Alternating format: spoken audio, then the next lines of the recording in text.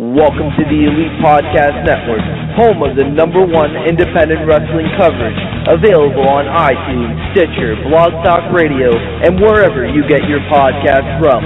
Follow us on Twitter at Elite Podcast Net and join the revolution now.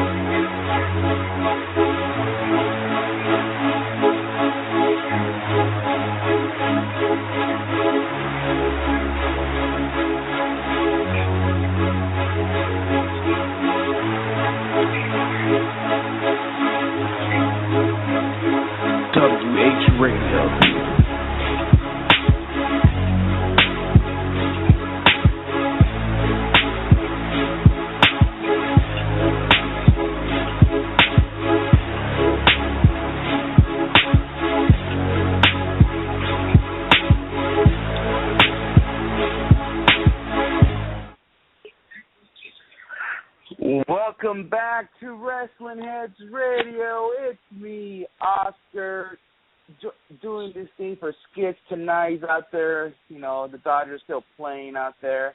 And I hope all you guys enjoyed Raw.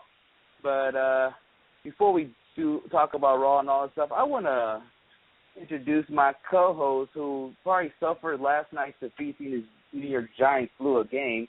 I got Tom with me. What's going on, Tom? Besides that, everything's going good. Still getting over a little bit of a cold, but you know, talking about wrestling, I think is gonna help make the cold go away. Oh yeah, hope so, man. Hope so. All right, well, hopefully your cold goes away because we have a special guest joining us today. For everybody that's listening, if you're from the SoCal area, you're probably familiar with this person. She's my favorite Luchadora. Everybody, let's give it up for Datura. What's going on, Datura? Hi, how are you? I'm doing good. It sounds like you're in a very good mood tonight.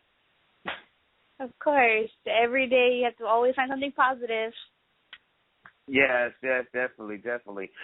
Before we roll out with the show, for anybody who's listening, if you have a question for Datura, you can always call in at 347-945-5566 or tweet us at Wrestlingheads. But please be respectful, okay? I'm going to start off with my first question I'd like to ask you.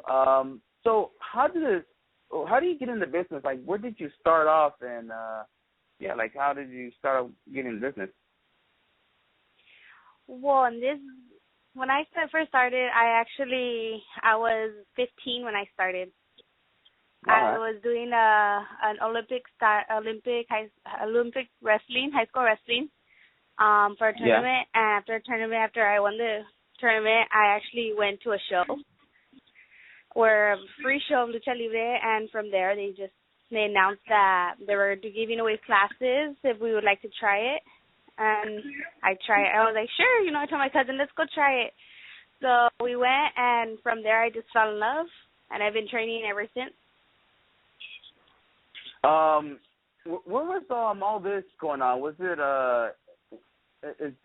this around this area here in Los Angeles, or was it somewhere else? At the time, the organization was actually located in Costa Mesa, then they moved to Santa Ana. Oh, Costa Mesa. And I'm from Santa Ana. So it was more convenient for me to come over here because I didn't know there was any other schools besides this one that I was training at. Yeah, okay, in the OC area. Okay, yeah, I'm familiar with that area. So that's basically what it started. You know what? I heard this was your debut match, but if that's the one, then I was actually there. What's your first debut match? The one with against Hudson Envy in that AWS tournament? That was my debut at AWS. My first ever debut match was against Hudson, but it was actually in Santa Ana at the Yos Theater. Oh, okay. All right. Yes, that was. It was like a month before it. Oh, okay. I was gonna say that's freaking cool. If I actually witnessed your first match ever, that was really cool. All right. You have a question for her? Yeah, I like to start off. Obviously, I'm over here on the East Coast, so I'm not too familiar with you. I rely on Oscar over here to give me kind of the scoops and all the great people in the SoCal area. So for people who aren't familiar with your work, kind of give people an idea of your style and how you kind of separate yourself, because women's wrestling, and I think SoCal wrestling in itself, is kind of growing and expanding. I'm sorry, what was the question? Kind of give people who aren't familiar with you like a taste of your style, kind of how you work in the ring.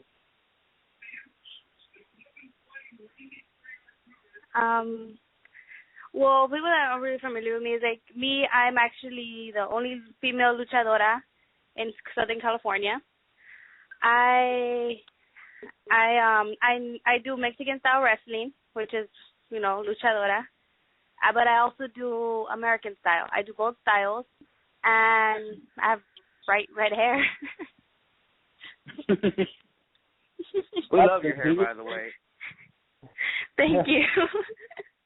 Do you think that doing the mix of the lucha and kind of the American style of wrestling kind of helps separate you, and that, you know, you're doing two different styles that people might not see kind of mixed together, specifically from a woman? Because usually with women, they kind of stick with one style.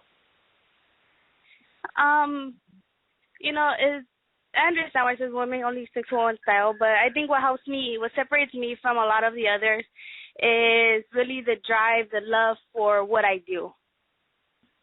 You know, some females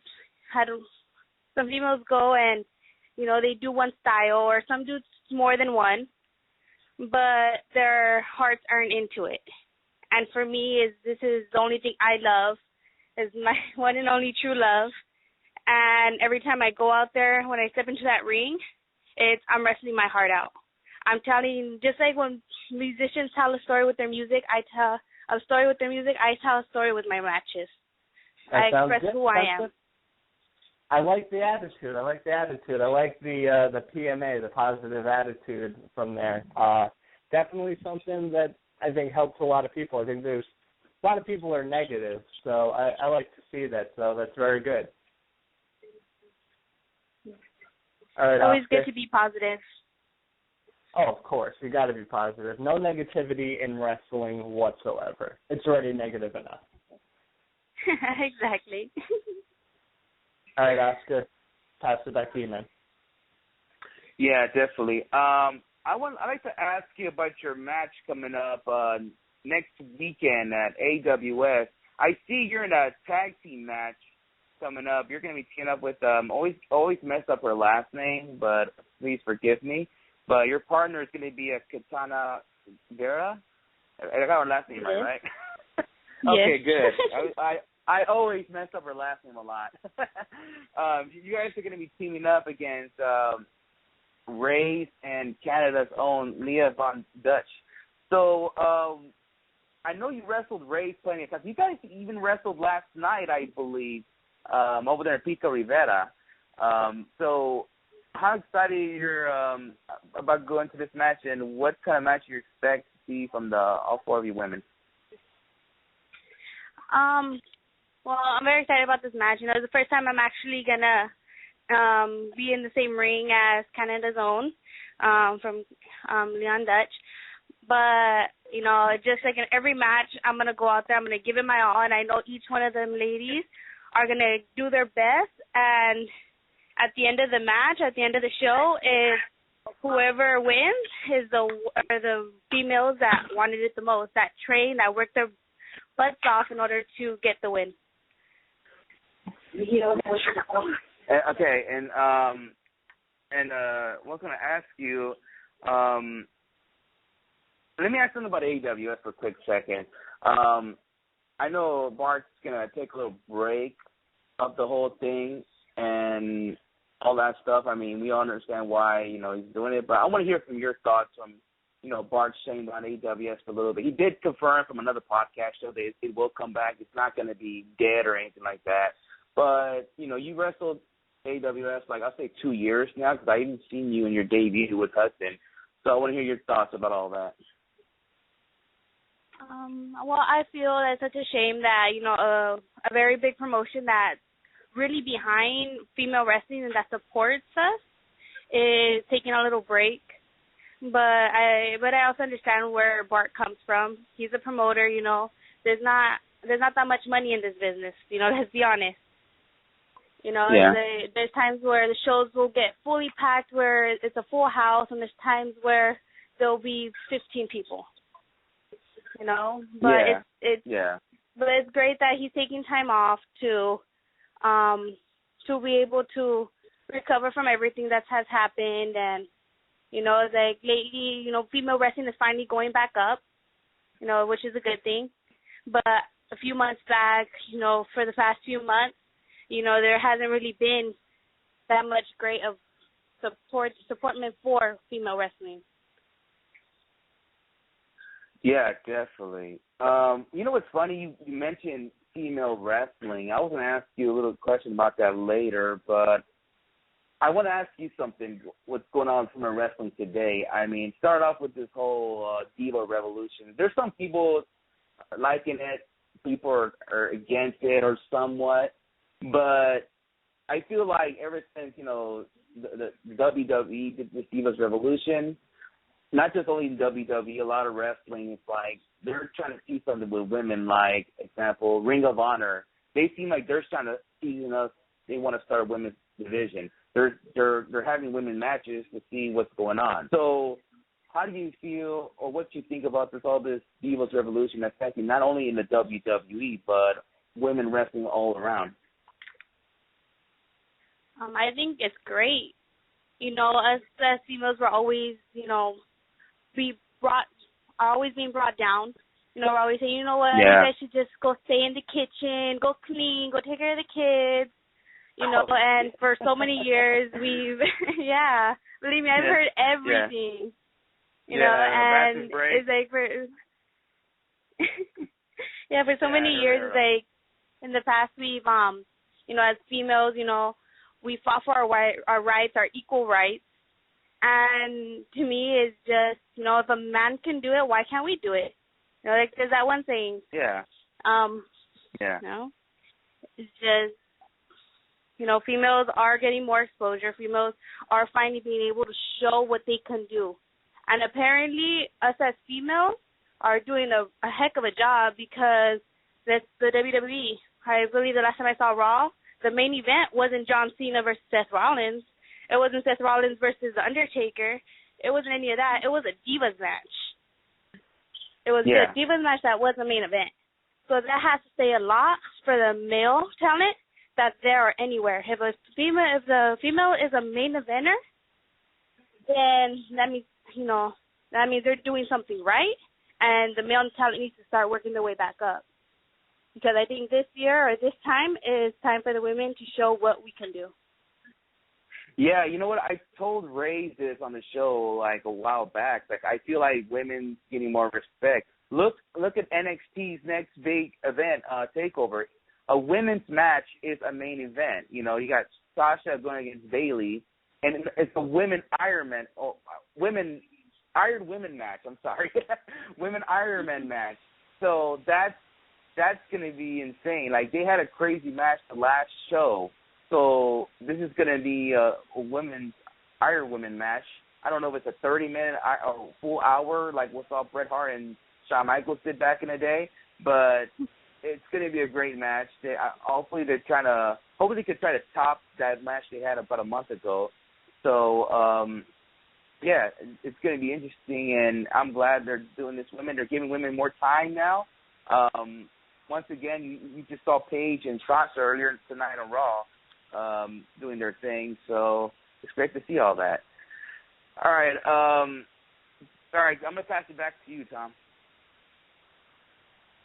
Yeah, obviously, you being one of the few luchadoras here in the United States, we've seen kind of a rise in lucha due to Lucha Underground getting a lot of exposure here. It got rave reviews. People are loving it. I absolutely loved it. And one of the stars of Lucha Underground was Sexy Star. And she, I mean, from what I've seen, people were just raving about her. First time I saw her, I didn't think much of her because I didn't know her. But she's one of my favorite women's wrestlers now, one of my favorite Lucha Libre stars down in AAA. Do you think that because of women like Sexy Star, we're going to see more luchadoras come here to the United States? I honestly hope so, because there aren't that many. But it really is very difficult, like, maybe from Mexico to come out here, because I know there's a bunch of females, a great talent that are training, like, at this very moment right now in Mexico. You know, they're working their butts off. If there's any talent that come up from out there, of course they're going to come out here. Because soon enough, they'll be ready, and they'll either be on TV or they'll be in, you know, main event. But from out here, I think it really depends if there's actually any females that want to train or that want to learn the lucha style from out here. I don't think there'll be any, I don't really feel like there'll be any female talent coming out from, like, California anytime soon. But at the same time, I could be wrong. But I do encourage a lot of females to at least try to see if they like it. You know, you don't know what you like until you try it. Definitely. And I was thinking, because we saw AAA was on American pay-per-view. Of course, Lucha Underground was being watched all across the world. Are we seeing more of a lucha influence maybe make their way up into the United States and even Canada? I don't think it's making the way up. I think it's more of people remembering, because lucha has always been big. You know, it's something that's very big, that's very well known, especially to, like, our parents, our grandparents. But now with this new generation where it's all about American wrestling, like the WWE, NXT, is people forget about lucha. You forget, you know, they see a person in a mask and they're like, oh my gosh, it's a superhero. They think we're all superheroes. So to us, it's like, oh, you know, of course. You know, yeah, I'll be Batman today, sure. But it's just really reminding people is just, you know what, is like, don't forget about lucha. Lucha's here, you know, lucha has always been up top, but it's just lately, you know, finally, people are just finally finally remembering all about it. It was never forgotten. It's just in the back of the mind. Definitely agree with you, and I think more of the lucha, the better. Like I said, Lucha Underground, I thought was the perfect way to, like you said, remind people about the great Lucha Libre style, and hopefully it continues, because, hey, I'm all for it, because down there in Mexico, they have so many great stars that we don't get to see a lot of. So bring them up here. Bring them up here. Of course, you know, there's so many great talent, and just, you know, is just to bring them up here. I think that's the hardest part, is to bring all. There's so much great talent out there. It's so hard to bring all of them out here at once. Definitely, and we're also seeing some talent here in the States go down to AAA and CNLL, and you know, we're kind of swap-swapping talent here. So I like it, and I hope it continues. Mm-hmm. All right, Oscar, back to you, man. All right, I have a couple of questions about. I've seen you've done stuff for the WWE. I've seen you've been a Rosebud before. How was that experience like, being a Rosebud, being around the background when Adam Rose comes out, and how was it like being backstage in a WWE event? To be in the background as a Rosebud, like, it was a great experience for me, I guess, to say, like, not in the background, but just to be there is a great experience. You know, you learn things, you see, you pay attention, and you get advice from a lot of the workers that are there. But it's just like anybody else where you're trying to make it there. If you're in the back and like a Rosebud, you're just like, that could be me. I could be the one right there. Yeah. But Because when they got rid of that whole Rosebud thing, it was kind of cool every week we see, hey, that's what's her name? That's what's his name from Ring of Honor, or that was kind of crazy, like seeing any people that we're familiar with are Rosebud, you know. That was pretty cool, you know. So. Yeah, it's actually even to us. It's actually to me, it was actually really cool being the fact that like I didn't really say anything, and just waking up one day to my Facebook and seeing people notice. I'm just like, wow, like I didn't expect so many people to recognize me. Yeah, because I first really noticed cool. it. Yeah, I first noticed it was I think it was before that SmackDown that you came on. I think it was on a picture that I saw Ali Parker and everybody else like, oh shit, you know, I've seen you guys in there. I was like, oh, freaking cool, you know.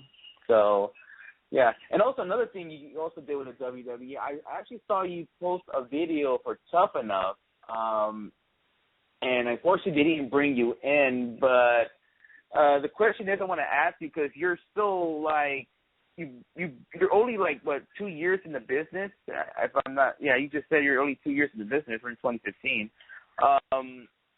If they were to call you up, did you feel like you are ready to call to go whatever their whatever challenge to bring to you, or did you post the video? Hopefully, maybe if they don't call you up, at least they'll see you in the background and saying, okay, maybe down the road they will sign me. Were you like ready for the challenges to whatever they bring in if they were that they were going to call you up? I was ready for any challenge. Is if they called me, if they did it, it's just I was ready for everything.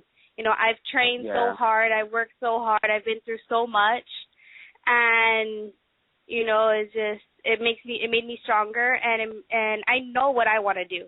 I know where I want to go. Yeah. I have a goal, and I'm going to go for it. And if I get an opportunity, which was through Tough Enough or through Anyway, I'm going to be ready for it. And once I get the opportunity, I'm going to take full advantage of it and give it my all, if not, even more. All right. By any chance, did you see the video they or at the WWE Network which is they had a show which they whoever they brought in, they did all the workouts and all that stuff. Is that something you experienced while you were training? Some of it, yes. You know, like it's just a lot of the stuff that they did was a lot more than when I was training. When I was training, it was more cardio. They were kind of doing more other things. But I focus a lot more. Yeah. Oh, so basically you're saying if they did call you up, and what we saw on that show, before they announced who was going to be the cast of Tough Enough, you basically know what's going to go down. Nothing new. You basically know what's going on. You already know the drills and all that stuff. That's basically what you're saying, right? Yeah, I know the drills. I wouldn't be surprised by anything they would throw at me. All right. Well, one more final question before I pass the time. Okay, if WWE never give you a call, is Lucha Underground or TNA something that you like to do if WWE doesn't call you?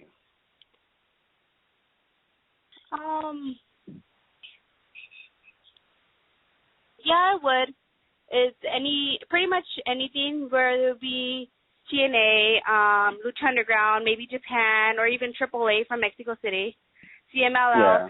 Anything is a great experience because eventually you're just gonna start building up your name, and that's what they want. They want you to build up your name and be up top for when they do finally do it, or even if they don't, you have to live your dreams. And you can't just sit around waiting by your phone and being, okay, are they going to call me today? No. How about now? No. Okay, maybe tomorrow. No, you have to continue with it. You have to continue training, continue working out, and continue following your dreams wherever they may lead you, because at the end of it, you're going to be exactly where you're supposed to be. All right. That's fair enough. And I want to give a shout-out to Danny Limelight. I think he's listening to the show, so shout-out to him. Tom, do you have anything? You have a final question for Datura before we let her go? I do. I got one final question. Like I said, for all the people like me who are not too familiar with your work, if you could point to one match that you've had so far that you could recommend people to watch, what match would you recommend? Oh, my goodness. That's actually a really hard question for me. I would say, well, it really depends. If you want to see my style, where it's like lucha style, then I would recommend everybody to go and watch where I face up against Lady Apache and TJ. Or if they want to kind of see my mixture of lucha and American, I recommend them to go see my match against Thunder Rosa. You know, both ladies are great opponents. They're tough. And those, I believe, were just my best ones, and would be the best for anybody to see what I'm all about. Yeah, you know what? That tournament you guys have in the Bay Area, who actually won that tournament? Trinita Melissa. Oh, she won? Okay. All right. Yes. Yeah, because I heard you guys had a tournament that looked interesting. I was like, damn, it's the same day as PWG, but yeah, that would have been something good to see out there. That was pretty cool. I hope you guys do another one pretty soon up there, and maybe I'll head up there. I actually have family in Daly City, so maybe I could take the drive and check it out, you know? It seemed like it was a pretty cool tournament. Yeah. Yeah, or you can always watch it live stream on YouTube, because they do have it on YouTube. Yeah. I just noticed about that. Over the weekend, I was at Santino's, and they told me about that. I was like, damn. But, yeah, it's pretty cool.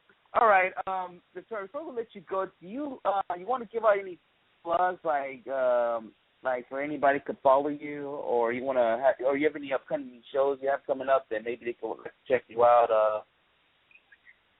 Bye. I do have my like page on Facebook, Luchadora Datura. You can follow me on Instagram, Luchadora Datura, and on Twitter I have it all. So you guys can follow me, and I post up a lot of where I'm going to be. And the following Saturday is AWS weekend. And I invite everyone to come out and support, for this is the last show of at least a year. Hopefully it'll come back soon, of AWS. Come out and support everyone that's coming out. And I know that with everyone there, that'll be a great show. All right, definitely. Well, thank you for coming on again, and hopefully we can have you back on in the future. Maybe you'll be on Lucha Underground or something at that time. Maybe. All right. Well, thanks again. Thanks for coming on, and yeah, I'll see you soon. All right. All right, then. Thank you guys for having me on the show. All right. Well, you have a good night now. You too. All right, bye. Bye. All right, that was Luchadora Datura. She just left the building, you can say. It was great having her on. I've seen her so many times, so I'm trying to go see her again next week. You maybe want to check her out, Tom, but she is pretty talented. I love her selling, by the way. Her selling is freaking awesome. So anybody that's listening, not familiar with her, you guys should check her out. So, and she has nice, lovely red hair. So yeah, check her out. All right. I know lately these freaking sound bites been fucking up, but let's take a commercial break. And when we come back, we're gonna have Justin on the show, the referee Justin, and really talk about AWS. And yeah, we'll be right back. What's up? This is the phenomenal AJ Styles down here in LA, kicking it with the PWG, busting my tail. Freaking great tournament, the bowler tournament is freaking amazing. Anyway, the fact of the matter is, everybody and anybody needs to listen to Wrestlingheads podcast.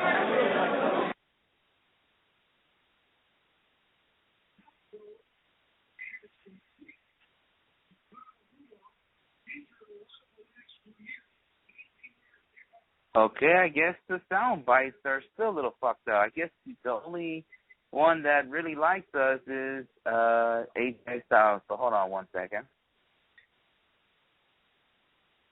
got to put over AJ Styles. Got to put him over. Yep. Fine, I guess, hold on. Yep. Only AJ Styles. All right. Welcome back to Wrestlingheads Radio. I mean, our shit's still fucked up. Blogtalk haven't fucked up on us, only on our cell bites, but it's all good in the hood. I'm going to call in the referee, Justin. Tom, while I'm calling, what you think of the referee, Justin? Yeah, he's done some PWG, I believe, if I'm not mistaken, correct? I'm sorry? He's done PWG, right? Yeah, PWG, AWS. He does a lot of references in his whole career. Yeah, that's where I've seen him mainly was PWG. It's hard because Rick Knox is in PWG, so there's a lot to live up to, but definitely a good ref as well. Whenever you get into PWG, you're probably gonna be beat up by somebody, whether it's the Bucks or Super Dragon or I believe back in the day like the Rock Ness Monsters used to do it, and Ryan Taylor and all of them. Yeah. So I've seen them take a couple bumps. So got to give them props on that. All right. Well, we're about to call Justin Borden right now. Let's see what's going through. All right. There you go.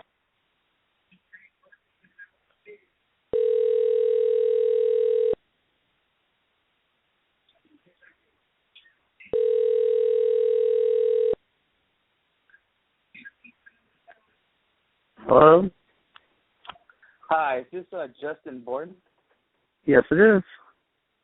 Hi, this is Oscar from Wrestlingheads Radio, and you're actually live right now.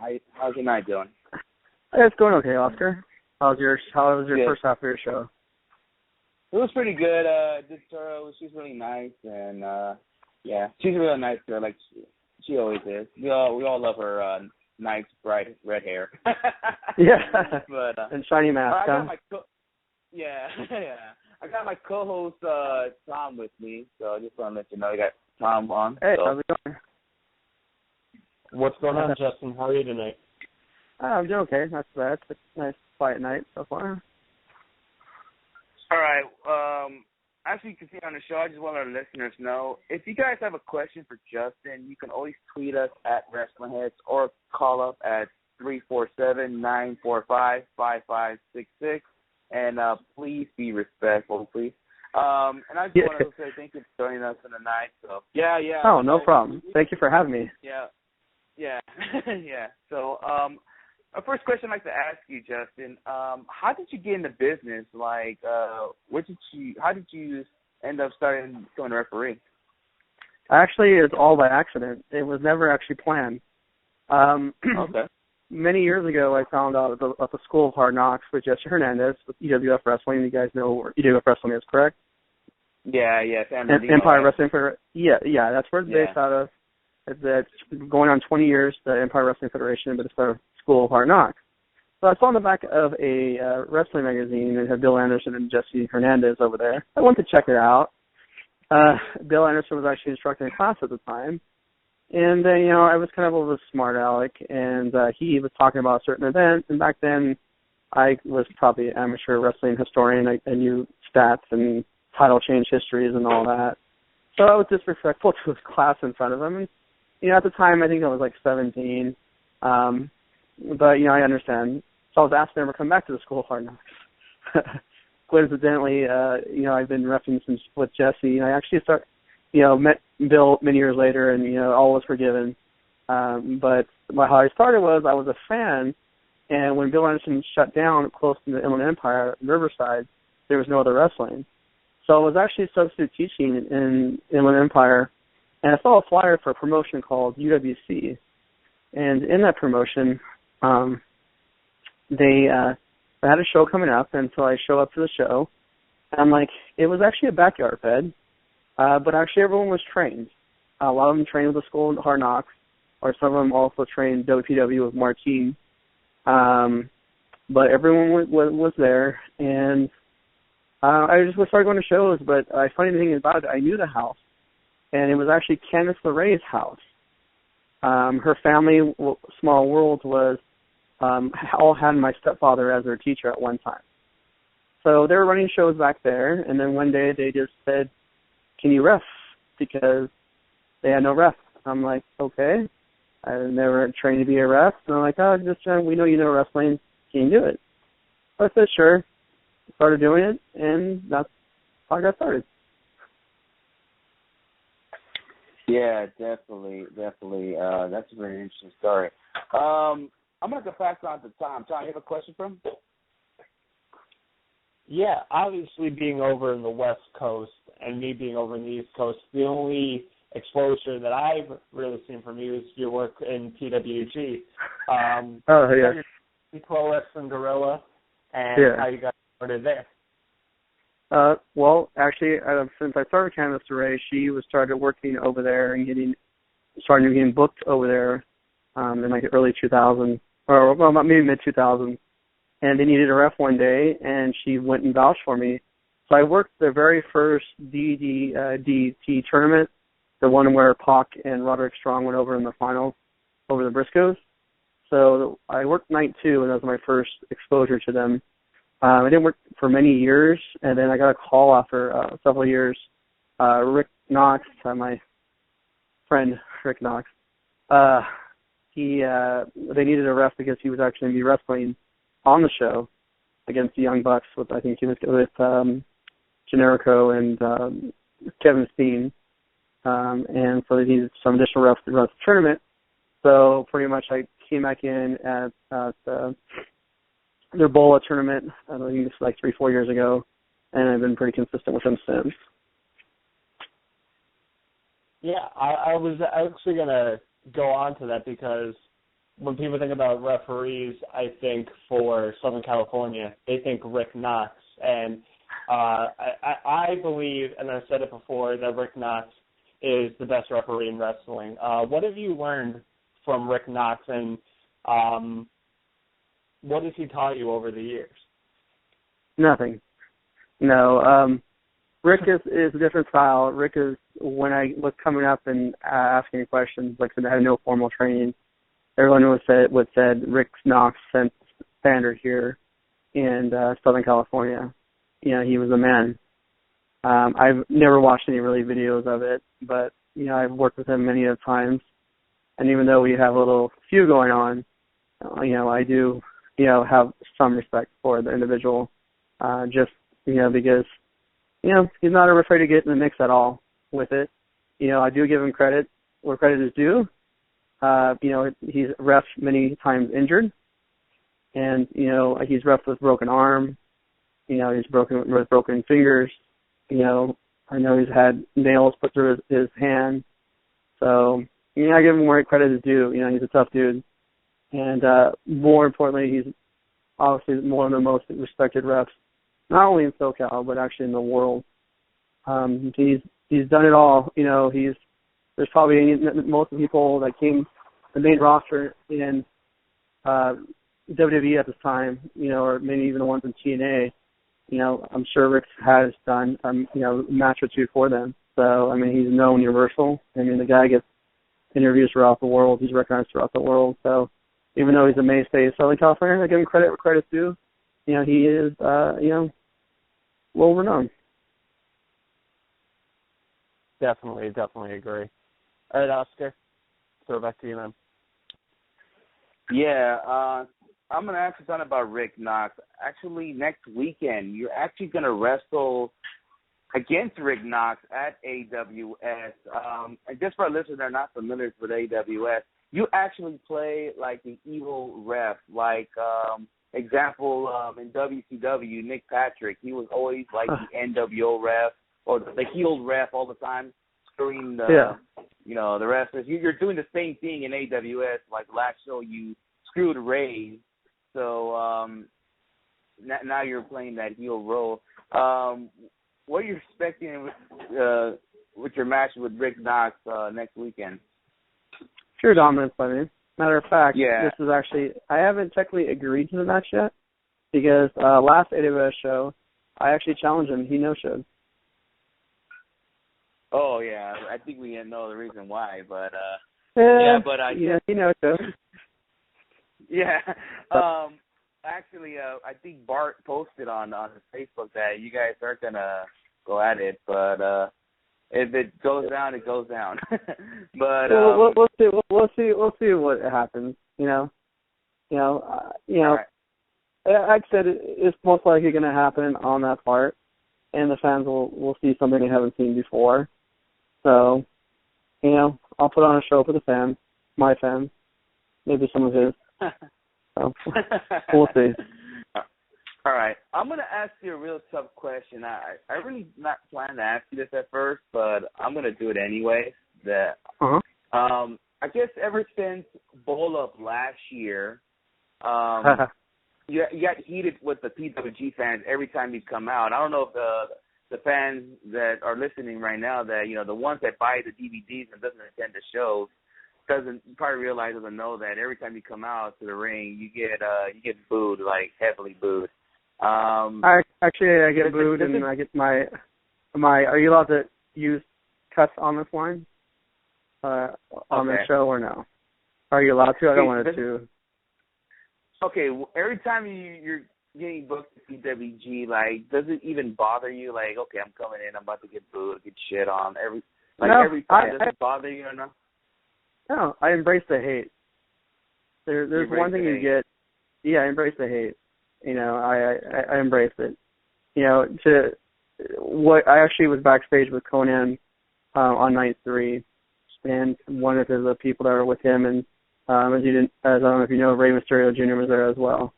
And they were there, and I work with Conan at Lucha Underground, and he's a real cool guy. And like some guy was asking what he eat, and Conan kind of gave me a compliment, man. He's like, that means they know you.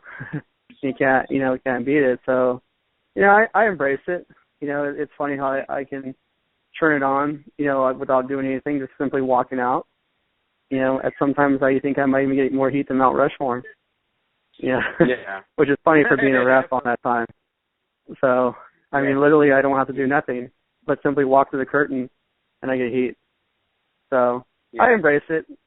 If you can see sometimes at the show, I'll take a bow. I'll wave. So. Yeah, because I actually saw a video on Facebook. I think Rick Knox posted. I had a friend of mine's comment to him about, like, I guess one of the AWS shows, you and Rick Knox kind of went at it, and then I guess somebody commented, how come this doesn't happen in PWG? Just imagine how the crowd react, how crazy the crowd would go, So, that's almost that match. I guess this match is going on AWS is actually a PWG dream match. Anyway, you never know. Like it has, it's based on what it is.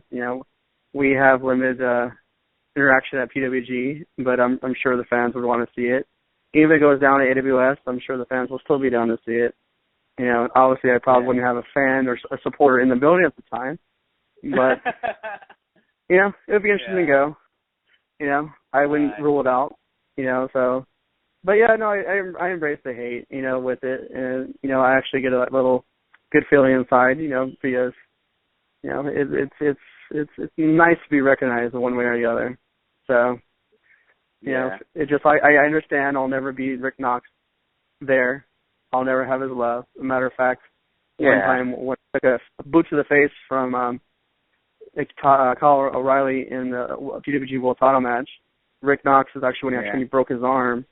And it wasn't how you doing, Justin. It was rather what happened to Knox. They blamed me on. They said it should have been my arm that was broken. So, I know. Yeah. So. All right. But All right. Yeah, it's funny. You mentioned Lucha Underground. I know you're one of the refs in Lucha Underground, which they're freaking badass shows. I love going into them. Not only that, it's free. Yeah. The atmosphere around. You have a live band playing. There's taco trucks outside. I miss the damn taco trucks. I miss the damn taco trucks because you haven't done the second season yet. But I'd like to ask you, how does it feel being a part of one of the best wrestling shows on TV today, Lucha Underground? I mean, it feels great, you know. I mean, to be asked, we were actually, myself and Knox were asked by, and I don't know, Marty Elias, former WWE referee Marty Elias. He actually was the one that got me the gig on the show. He hit me up and he said, "Hey, do you want to work a show?" And I was thinking, I've known Marty for years, and I thought maybe he was running his own show or something. I said, "Yeah, sure. I know he's a good guy. You figured, I'd do him a favor. He's running a show, and of course, I'll help him out." Lo and behold, it was actually for Lucha Underground. And I came there, and I've worked on TV before. Myself and Knox worked for Lucha Libre USA, which is an MTV, kind of what they kind of tried introducing Lucha Libre to USA. Big failure. It was a disaster. To be honest, it was just a big mess. The people didn't know what they were doing. The talent was great. I have nothing to say about the talent. They're very positive, very good people. But the people behind the scenes were just horrible. Very unorganized.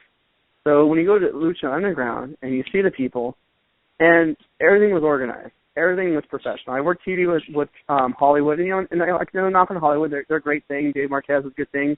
They're going on 5 years strong. They're getting a new time slot, which is good for them. But nothing I've ever experienced before with Lucha Underground. It was just professional from the get-go. Everyone was very happy. There was no egos. I mean, I got to meet all the stars of AAA. Heel, the Phantasma, Phoenix, Pentagon Jr., El Macias, Alberto El Patron, and not any of them had ego. It was all about the show and not about anyone's ego when it came to that. So it was just a pleasure to work with. I mean, I enjoyed going every single time. I mean, the paychecks were great, but I mean, it was just actually enjoyed doing it because it was a family unison, with it. People believed in the show.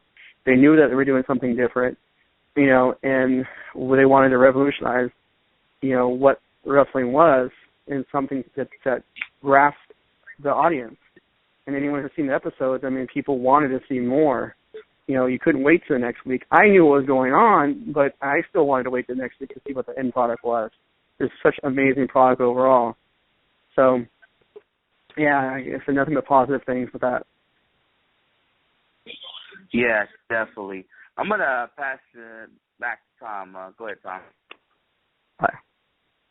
Yeah, it's interesting that you got to work for Lucha Underground, which exploded into this, I think, big phenomenon, and it was in SoCal. And then there's PWG, which has exploded into this big kind of cult phenomenon where it's selling out within minutes.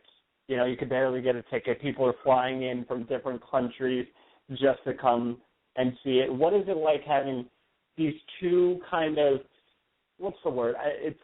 It's weird because they're not supposed to be as big as they are, but they're getting just rave reviews. And especially, I think, PWG, which was for years was just, SoCal, great wrestling, but now it's exploded into people from all across the world are coming. They're booking the best talent. The fan base for PWG is unreal. The fans there are no like any other fans at any other promotion. I work at other promotions, and AWS has its own set of fans. And without AWS, actually PWG wouldn't have really started. That's where it kind of started from, and I took the first show at the AWS Arena. But a lot of guys work at AWS as well. But the PWG fans are different. You have the people who fly in, the Mbola, you had people who were actually taking vacations and flying in from Europe, China, all over the world just to be a part of that small atmosphere and willing to wait in line for freaking 8 hours to be a part of it and to be in a sweaty sweat box, to see something that they're not going to be able to see anywhere else. So, I mean, and then the Bola they put together this year was like any other show. I mean, the guys from Mexico, I worked for Lucha Underground, the guys in England, they were amazed. I mean, I see Tommy M before, but the other guys just were amazing. So you're not going to see that style anywhere else, and it's all in off, But when you go out to the ring, you kind of just focus on what's going on, And then until certain aspects, it's just kind of surreal, the environment you get. You know, like the whole slow motion thing, you know, the crowd getting involved with that. You know, it's just, you know, it was nothing obviously planned by the crowd, but just their energy and, you know, their willingness to go with the show, be a part of the show. You know, exciting to have the own fan base, so it's different.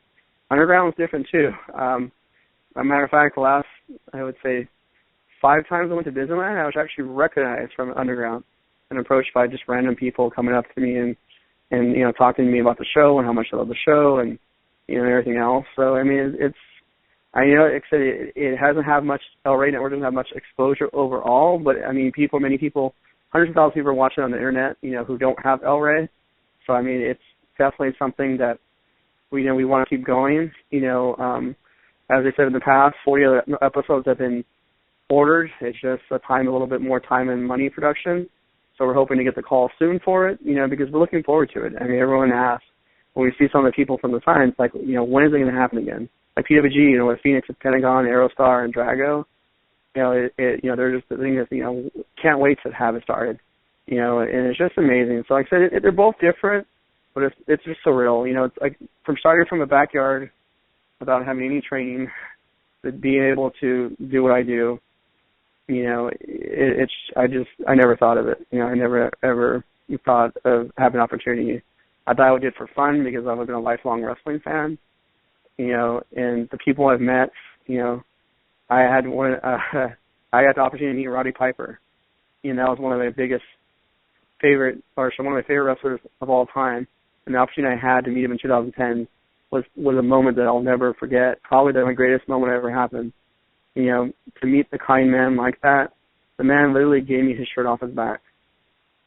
You know, and, you know, it was just unreal to see a man that you idolized growing up on TV to give him his shirt off his back, to give it to you. You know, that is just, like I said, starting from a backyard to do what I've done, can't believe it. That is a crazy, crazy story, and you know, it's the epitome of Roddy Piper, though.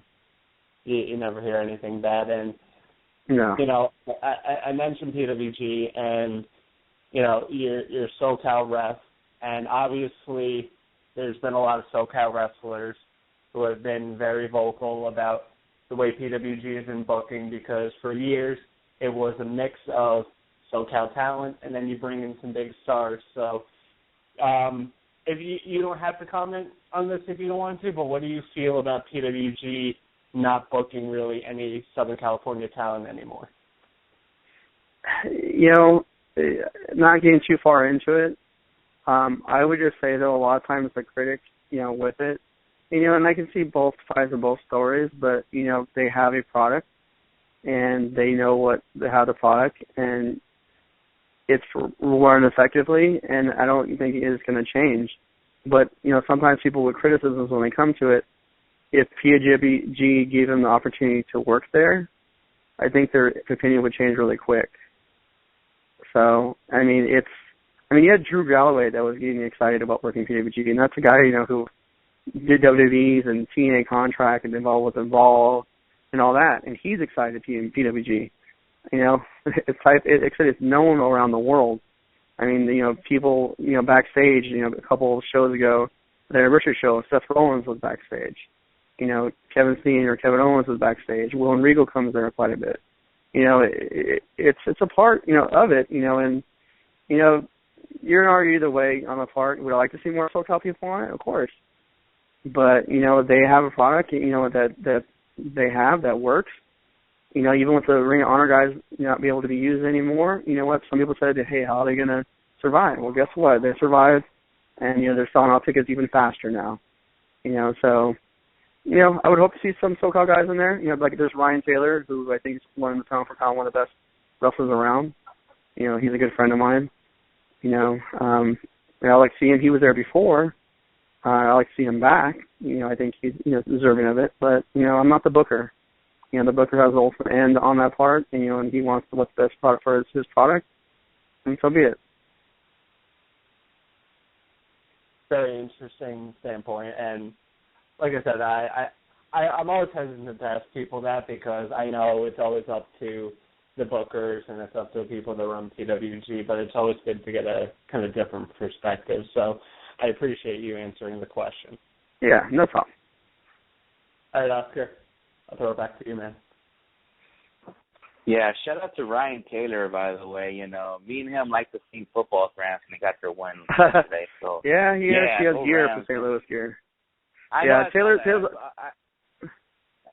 go ahead. Yeah, Taylor's an awesome guy. I've probably had over 200 of his matches. Actually, I gotta give credit to him. Two of my closest friends in the industry, I credit them also for me becoming a better ref because I had to become better because they upped the level so much. One of them is Ryan Taylor. The other one's TJ Perkins. They're probably the guys I'm closest to in the industry.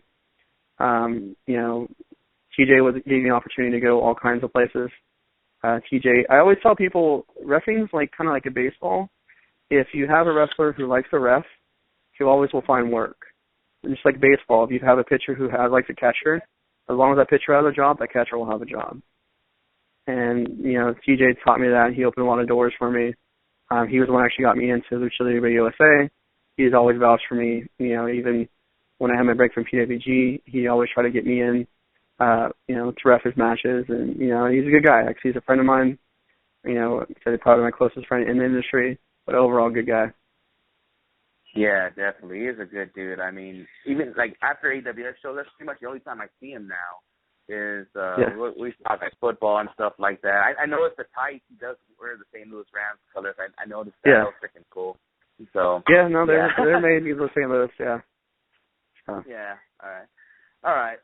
Well, my question I want to ask you was related to PWG. I asked Rick Knox this a few weeks back when we had him on. Now I'm going to ask you this now because it's hard for me to ask a wrestler this, but maybe a ref can answer this for me. But I want to ask you.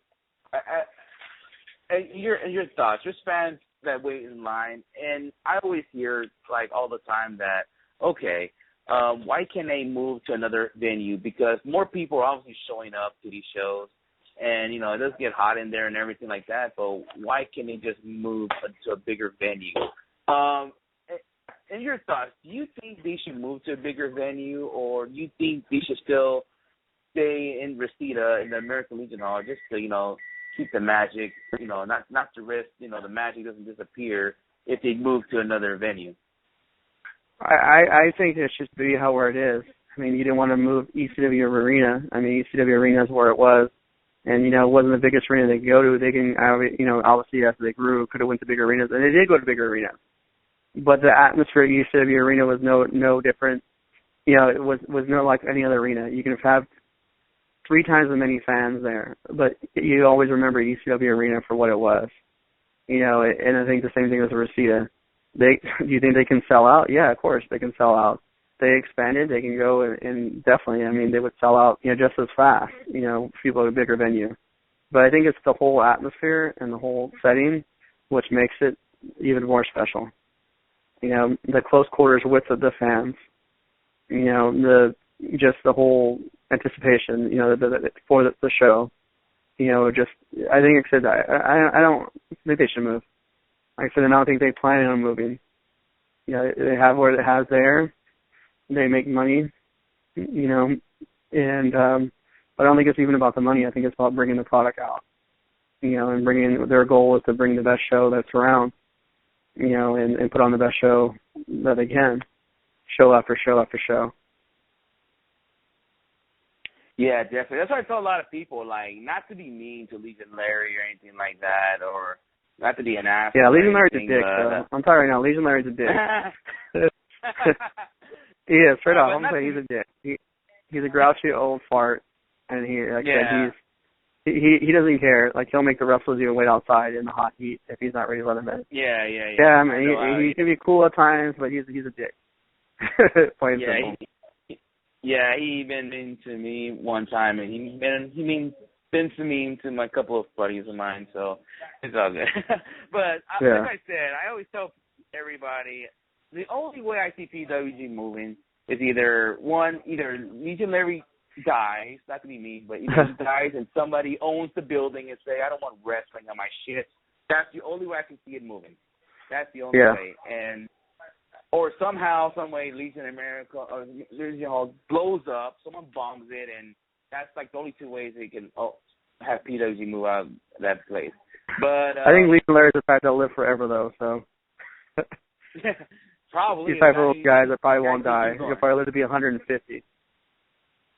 Yeah, you probably outlive both you and yeah, definitely. You know, he'll be around 50 more years, or maybe more than that. So yeah, we want to keep him there.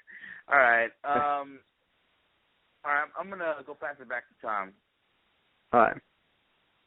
Yeah, see, I've never even been to PWG, and I still hear the stories about Legion Larry, and it always cracks me up. I love when people take pictures of him doing something stupid or whatever. So the legend of Legion Larry lives on. Championship Wrestling from Hollywood, because that's one of the few other West Coast promotions that I'm able to see due to YouTube and the Internet, and I think it comes off so well because it's TV production quality. You always get a good crowd in there. Crowd's always packed. They're always loud.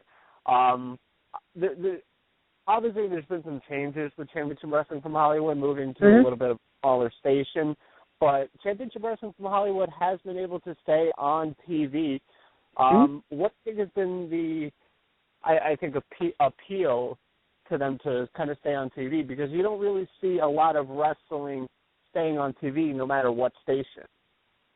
I think with Championship Wrestling from Hollywood, you know, I worked for them. They've been going on for 5 years. I worked for them a good solid 3 years. You know, not saying I'll make appearances here and there for it. I think what appeals to the wrestling audience, it's wrestling. It's very similar to the old wrestling you would see back in the early to mid 80s that you would see when you watch wrestling all day, because there was so much wrestling on Saturday morning. You had WWE, you had the All-Star Wrestling with, Gordon Soley that talked about all the independents. You had Glow, you had World Class at night, you had, NWA, there was so much wrestling on that part. But it brings good wrestling. It brings solid wrestling. They're not so much into the storylines and these, super fictional characters. It's more just good, clean wrestling. I mean, you have sometimes still cage match, dog collar match here, street fight here, but for the most, it's a solid wrestling show. And, I mean, they've done a good job of having solid wrestlers. Dave Marquez does a good job of it, with it. They have a solid audience that comes, and they have solid viewership. They're getting a new slot at 4 o'clock, which should work wonders for them. They were previously like at 3 in the morning, and they're still doing good numbers. And now, like I said, at 4 o'clock, that's a prime time. 4 o'clock on a Saturday, that's awesome. I'm very happy for them. So, I think it's just mainly just a solid wrestling show overall, and people do like just the pure sport of wrestling. Oh, I couldn't agree more. And I also like it because I get to see a lot of the people, because when I first started watching PWG, a lot of the people from Championship Wrestling from Hollywood were working PWG. And so now I can continue to keep following them, guys like Ryan Taylor and Johnny Yuma and Johnny Goodtime. I mean, Johnny Yuma, I'm going to put him over. He's one of the most entertaining guys, I think, in wrestling. I think he is very, very underutilized. I think he should be booked everywhere. Promoters, that's nudge, nudge. But it's great because I think you get to see special stars. You get to see like Cole Cabana, AJ Styles come in once in a while, and it's entertaining.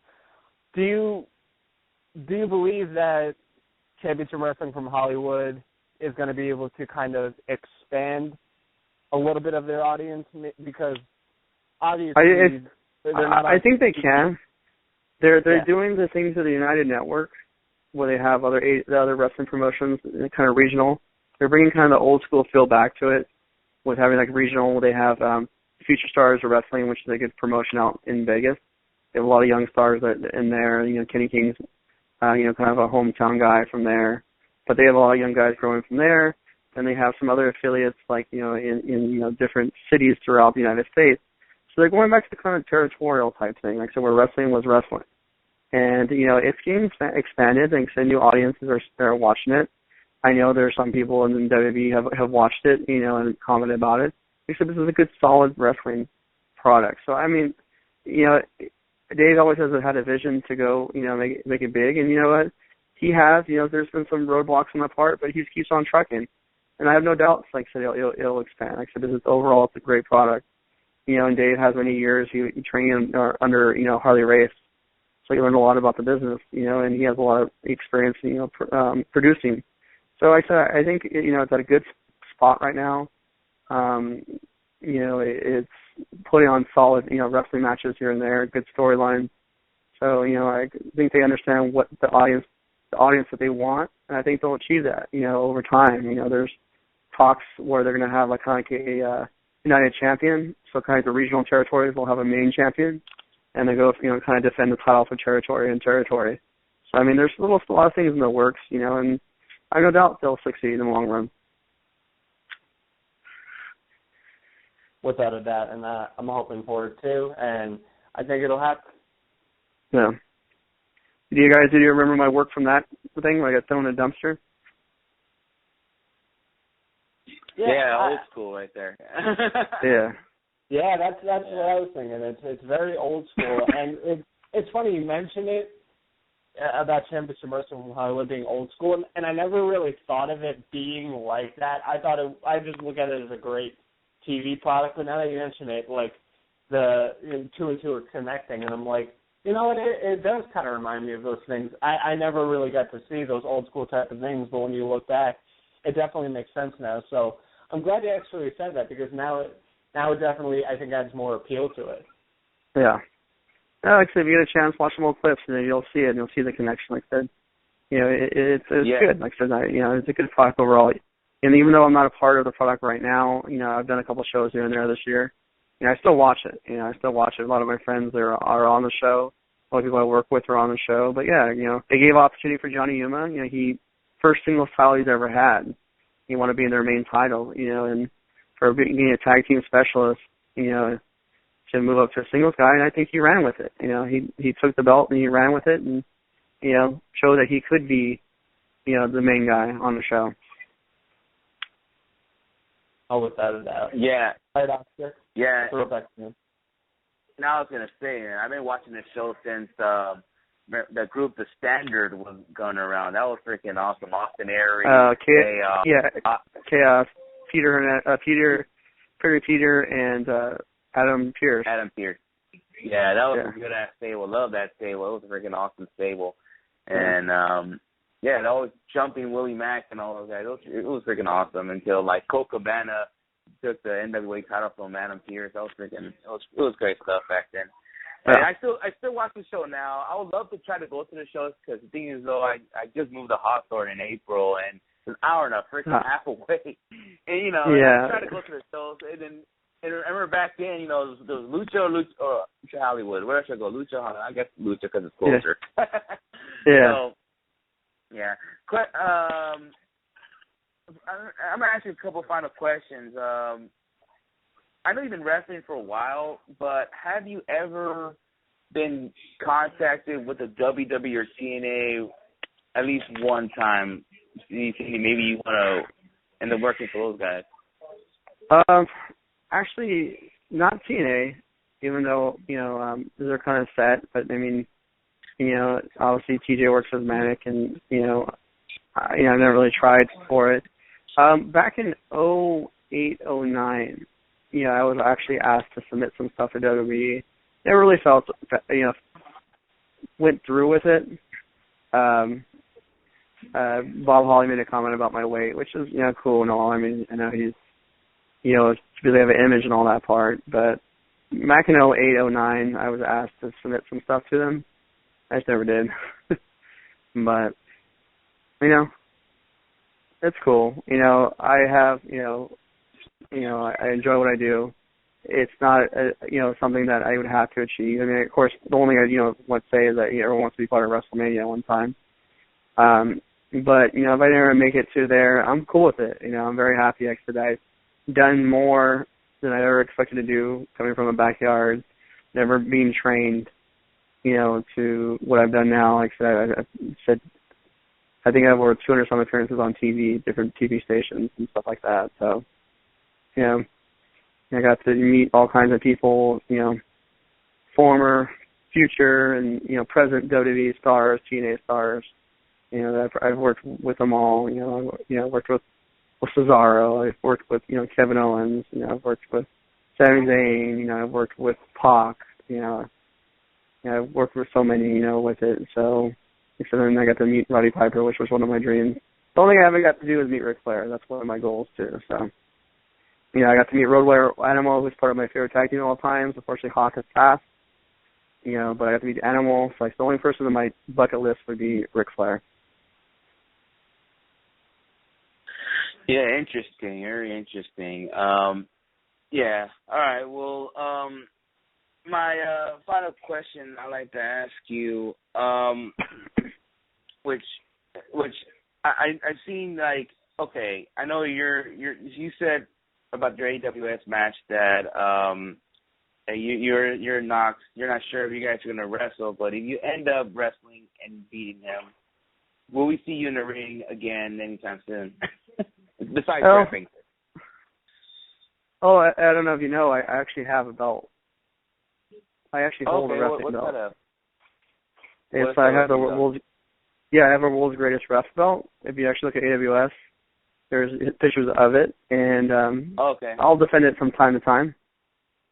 I'll bust it out. I've defended it on AWS shows. I defended it on one of Brian Kendrick's shows many years ago. Yeah, like I said, I wrestled against the Santino guys one time. That's actually my wrestling debut. So I have a victory over Tito Escondido. So that's why he's my bodyguard. So I told him if he can't beat me, he might as well join me. So he's my official bodyguard, with it. So he's a good guy. He's another guy I think is underrated. So yeah, he's good. Sometimes Santino's, I like to rub my mouth at him. He runs his mouth back, so we go back and forth. Yeah. It's pretty cool. So now you may be one. Go ahead. Yeah, no, like I said, him and Rico, like I said, great guys. I have nothing but respect for Santino. I got all different schools, but I've always had respect for the Santino guys, and like I said, and Tito's, been my boy, and like I said, he's my bodyguard, and who knows, you might see him again at the next show at Bart's. I might need someone to carry my belt again. So.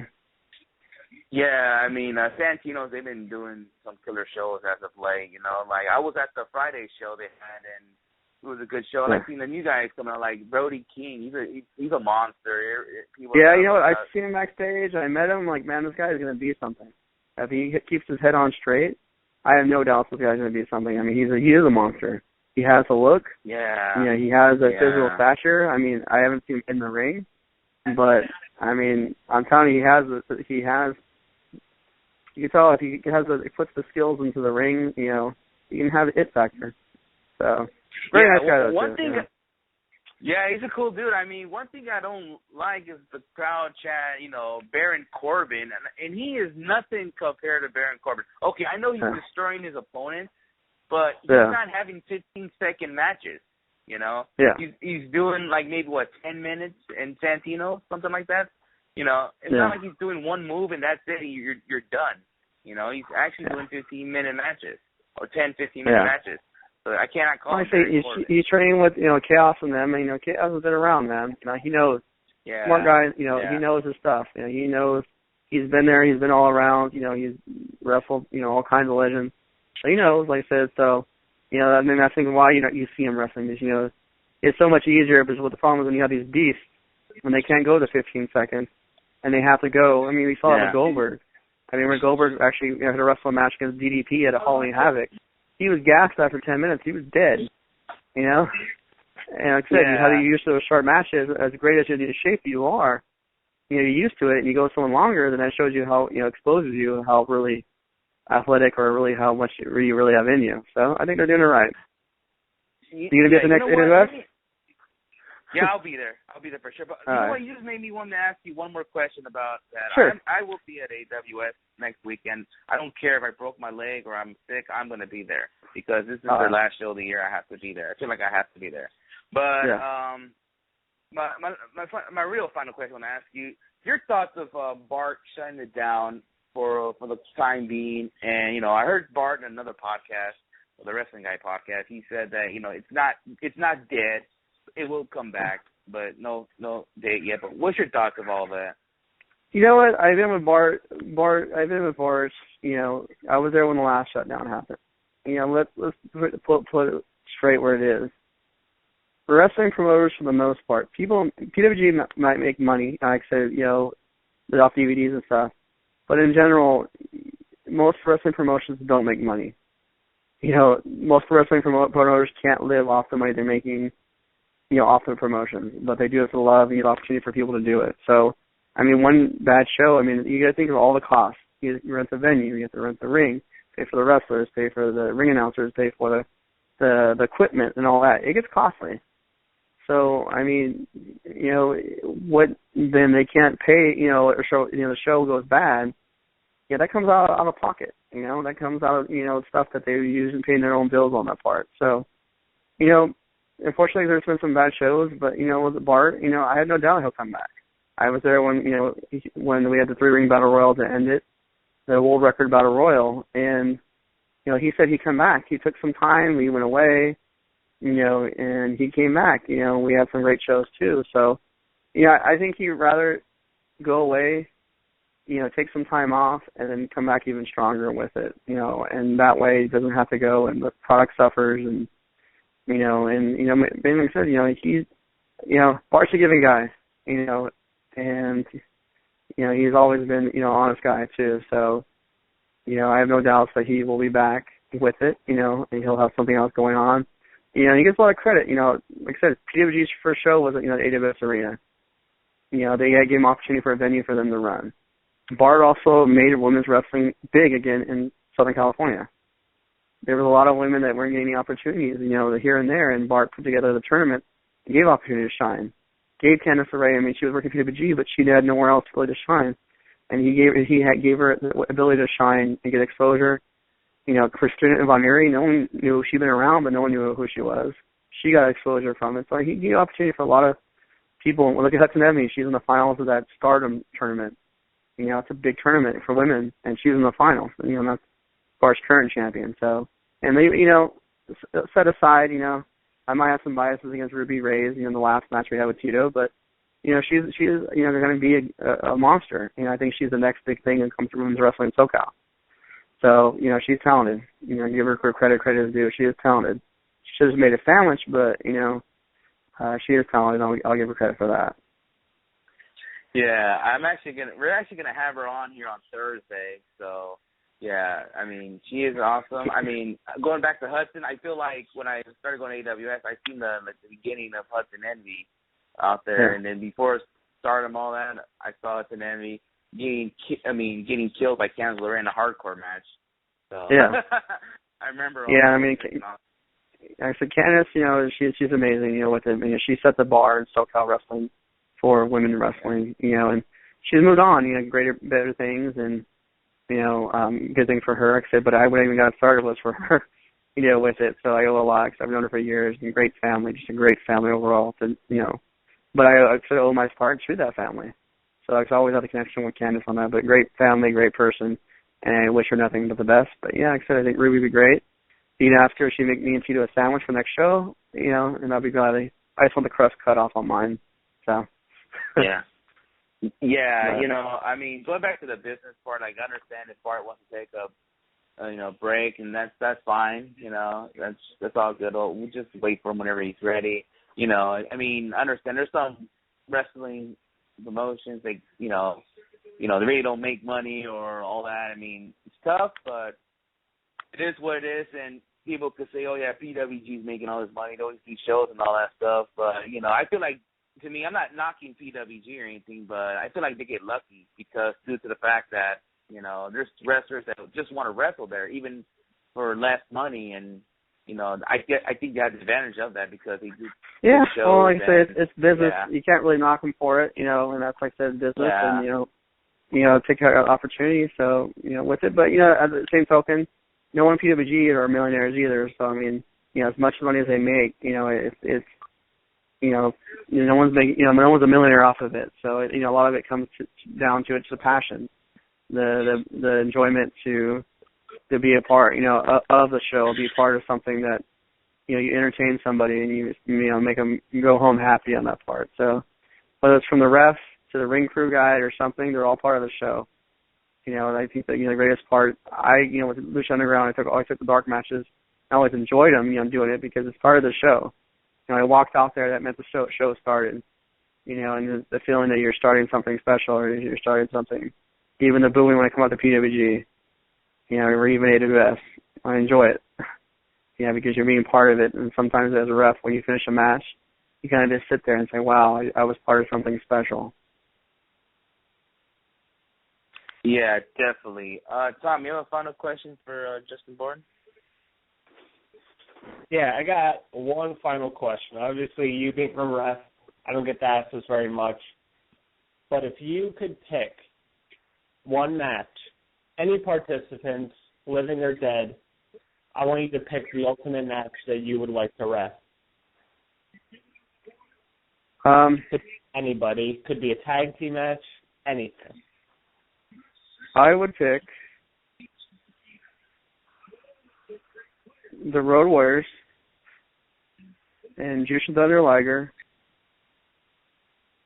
and let me see, probably Jushin Thunder Liger and maybe Nakamura versus the Four Horsemen. It's going to be odd, I know, but those are some of my favorite wrestlers of now. And it's going to be an odd-looking match, but to be a part of that, to have all the people I admire and, like I said, some of my greatest wrestlers of all time in the ring at the same time would be an honor.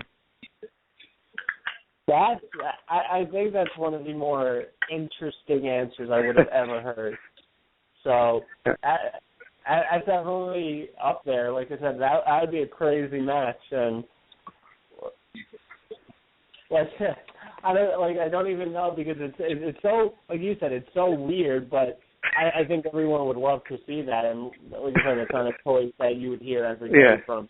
I'm pretty sure I'll be the anyone if you ask that question. That probably the first and only time you'll ever hear that answer of those 8 people. Oh yeah, but I think fans would love that as well. So great choice. I definitely like all the participants in there. This kind of reminds me of something. I mean, when we had Ryan Taylor on here, I think, he didn't say he didn't make a non-match, but he said he would love to wrestle Bret the Hitman Hart, but the time when Bret Hart held the Intercontinental title, that Bret Hart, that would have been a great match. Yeah, like I said, Ryan Taylor is one of the best technical pound-for-pound wrestlers in the world. With it, whether he doesn't make it out of Southern California often. I mean, he's in a tour of Japan, with Michinoku Pro, but he's like I said, he's great, with it. He's had great matches. I think a lot of people didn't see against Davey Richards, against Tozawa. I have a privilege to be a part of those matches, but I mean, he had some outstanding 5-star matches against people. He's fluid with everything he does, and technical and all that part. So, yeah, it would have been an amazing match. Yeah, definitely. All right, Justin, before we let you go, do you like to give any social media acts you have, like any plugs or anything you want to throw to our listeners? No, I just, keep supporting the show, the show that's on right now, the radio show. I mean, people don't, understand, we're all in it together, we're all part of it. So keep on, radio shows like this, any other show you have, take the opportunity to do it. Say thank you. The opportunity for wrestlers and refs to speak their mind, promoters and everything like that. So be thankful for that. So, keep up the job, good guys. I really don't have anything. I mean, my Twitter name is the main ref 123 at Twitter. My Facebook is just my regular Facebook. I don't have a special ref one, even though I shouldn't make one. But yeah, like I said, just keep on supporting the scene. And I hope that you guys support your guys' show too. Thank you for having me on. Let's keep that independent wrestling going and wrestling in general going. So. All right. Well, I'm going to be at AWS, and hopefully I'll have a packed house, and I'll see you, ref, and maybe we'll see you kick some ass, probably. So, there might be some merch there. There actually might be some merch. I've actually had some PWG guys who have been asking for merch from me. So. Oh, really? Hopefully, okay. if everything gets done, I might see some merch as early as AWS, if not next PWG. All right, cool. All right, we'll take we'll be looking at that. All right. All right, and Tom, you gotta come over here on this West Coast. You gotta enjoy some West Coast wrestling. I'm telling him to come to PWG at least. Come to PWG. I'm telling him to get over here, and it'll be a lot of fun. Yeah, well, it'll be worth it, man. Just make a weekend of it. Get a flight, ahead of time, know what's going on, and like I said, it's worth the experience. So it's something you'll ever experience on the East Coast, and you'll never experience the East Coast if you'll never go to the East Coast. So. All right. Well, like I said, I always tell the fans, just wait till PWG make an announcement, and then there you go. And if I have to take a guess, the weekend when Hell in a Cell is here in Los Angeles, that's the same weekend PWG will do their show. So. Yeah. All right. Maybe we'll see John Cena backstage. Who knows? Yeah, you never know. But anyway, all right. Well, you have a good night, and thank you for being on, and I hope we get you back on in the future. All right, man? Yeah, for sure, guys. Peace out, guys. Have a nice night. All right. Good night, bro. All right. Ladies and gentlemen, that was Justin Borden. He's going to be at AWS next weekend. He also is going to be at PWG. He rests off there. And I like to say I like this interview better than we had Rick Knox. I actually enjoy this because, he put up some couple of things I did not know. And, yeah, it's pretty cool that we had him on this show. And hopefully we get to see him wrestle. I hope I can see him wrestle next week against Rick Knox. It's very interesting that we just had Rick Knox on and then Justin Borden on, and they're going against each other. But yeah, great interview. Like I said, another great ref in the SoCal area. What he did on Lucha Underground was good. The heel heat he gets from PWG is some funny stuff. And he takes it with stride, and that's what you got to do. But like I said, very insightful guy, very chill guy, and to think he's done a lot of stuff. So I've definitely enjoyed that interview. I enjoyed both interviews we've had tonight. I'm pretty sure I said this the last time. We always get great guests on here, no matter who it is. We always get great guests who come on, take time out of their day or night, and talk some wrestling with us. So. Always appreciated. All right. Well, let's take another break. I'm gonna put AJ Styles, and let's use another soundbite work. So they done and fuck it. We'll be right back.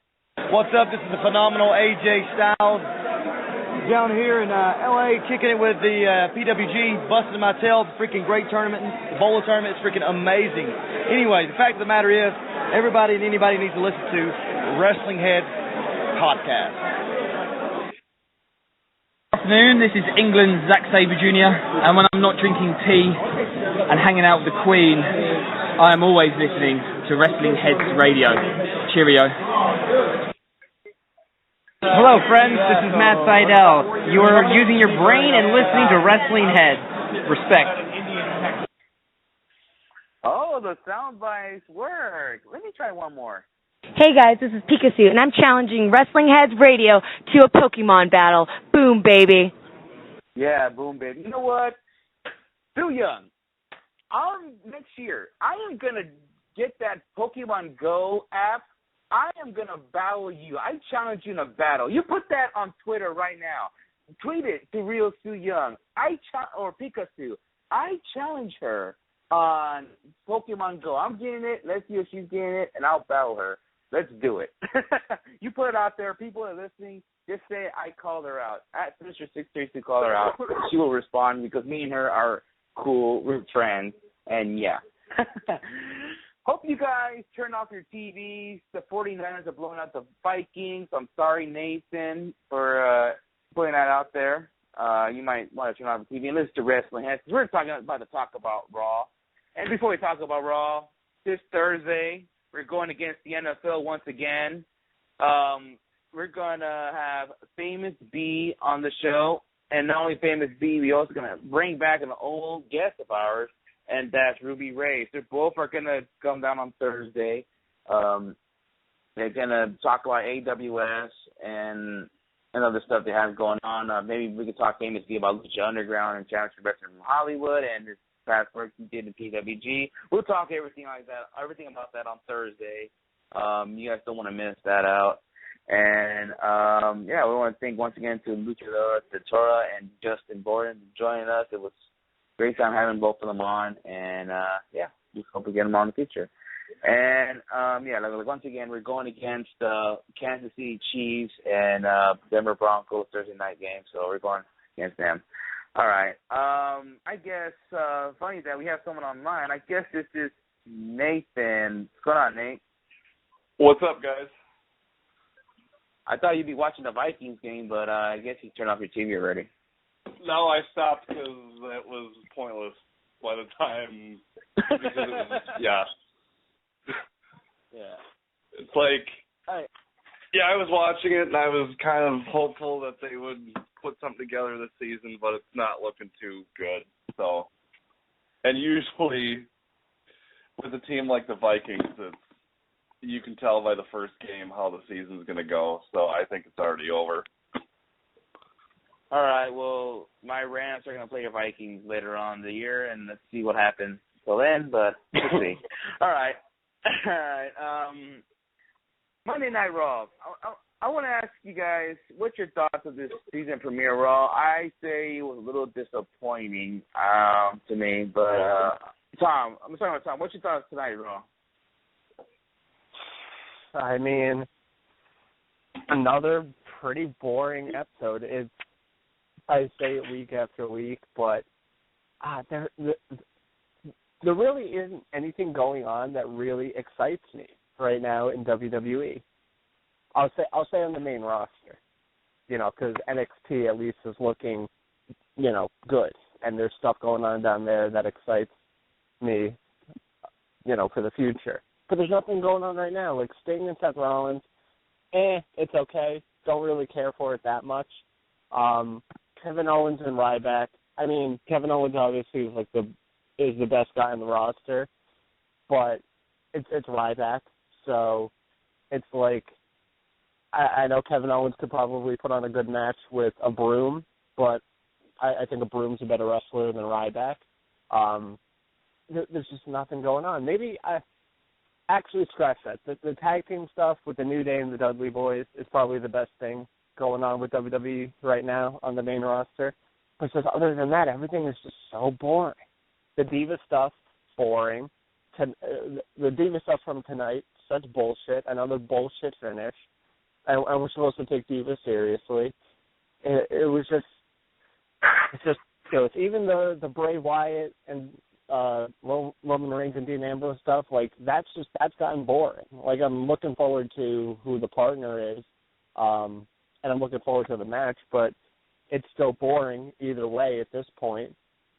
And WWE gets like this right out between SummerSlam and Royal Rumble. They just go through this like down period where it's more boring than usual, and it's definitely a bad period. And you would think they would step up with football coming back, but they never do. Yeah, I feel like they missed. No, I was going to say that, and I was going to say I feel like they missed a big opportunity to, go against the NFL. Tonight is the big Monday night premiere of Monday Night Football coming back. Season opener, you can say, for Monday Night Football, and I feel like they could have done things, to put out the word out there like, holy shit, this happened. People could turn it into Raw instead of what's going on in Monday Night Football. Like, come on, think about it. The 2 games.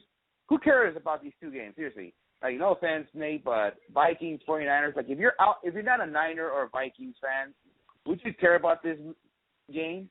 I don't think so. What about Eagles, Falcons? Maybe that a little bit because you want to see how the Eagles are now. But I don't know about, is this really a real high-above game? I mean, it's not like the Patriots playing the Steelers or the Colts going against the Broncos. It ain't nothing like that. But I just feel like it was a weak opener from the NFL side. I thought WWE could have capitalized it, but they didn't because there's a couple of things they could have done, but we'll will explain. But Nathan, go ahead. With tonight's Raw, I thought was better than last week's. Last week's Raw, the highlight was a women's match, if you can believe that, and it was Sasha and Paige, and that was the only semi-decent thing on last week's show. I thought this week's show was a lot better, but what really bothers me about WWE is the fact that they did this last year, they did this this year, and they did it another year, back in all the way in 1995, when WCW Monday Night Raw debuted. So they've had 3 quote-unquote season premieres of Raw in their 20-plus year history, and I really think it's stupid because a season premiere means you take a hiatus. WWE and Monday Night Raw never takes a hiatus. So if tonight was the season premiere, then that means that last week was the season finale, and last week sucked. So there's a huge disconnect with me, and someone pointed this out on Twitter during the show. They said you'd think a season premiere for Monday Night Raw would be the night after WrestleMania, not in the middle of September, or not in the middle of the fall or the beginning of the fall, because it just doesn't logically make any sense. Yeah, definitely. I mean, if they're going to get the attention of, okay, Monday Football, you got your season, starting now, okay, watch this. They didn't do anything to, get your attention or get attention for people to talk about on Twitter or whatever. But let's just explain what happened.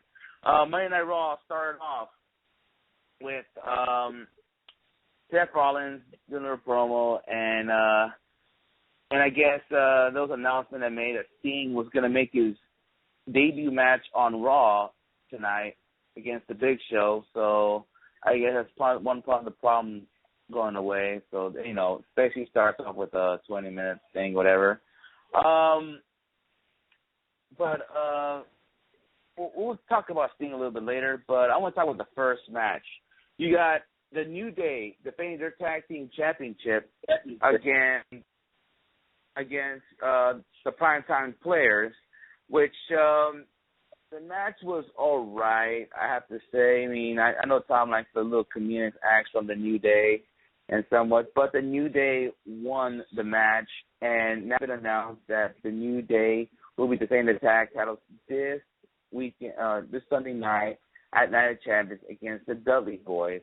About the match, I can't really say anything about what was the big highlight. I don't remember seeing Biggie doing the splash on the apron like he did before, and I mean, I thought their pay-per-view match was better than this match. But I'll start with Tom. What do you thought of this tag team title match, and your thoughts on the New Day going against Dudley Boys this weekend, Night of Champions? Yeah, I figured the Primetime Players weren't going to win. They seem to be kind of fading out. Like I said, it's because the New Day are so over that the Primetime Players kind of just faded out, and people didn't really care about them anymore. And especially with the Dudleys coming back, that definitely really overshadowed it. The match tonight, it was fine. Typical tag team match, nothing out of the ordinary. And I'm looking forward to the New Day Dudleys match Sunday. Like I said, I feel like that's one of the more interesting things going on in WWE right now.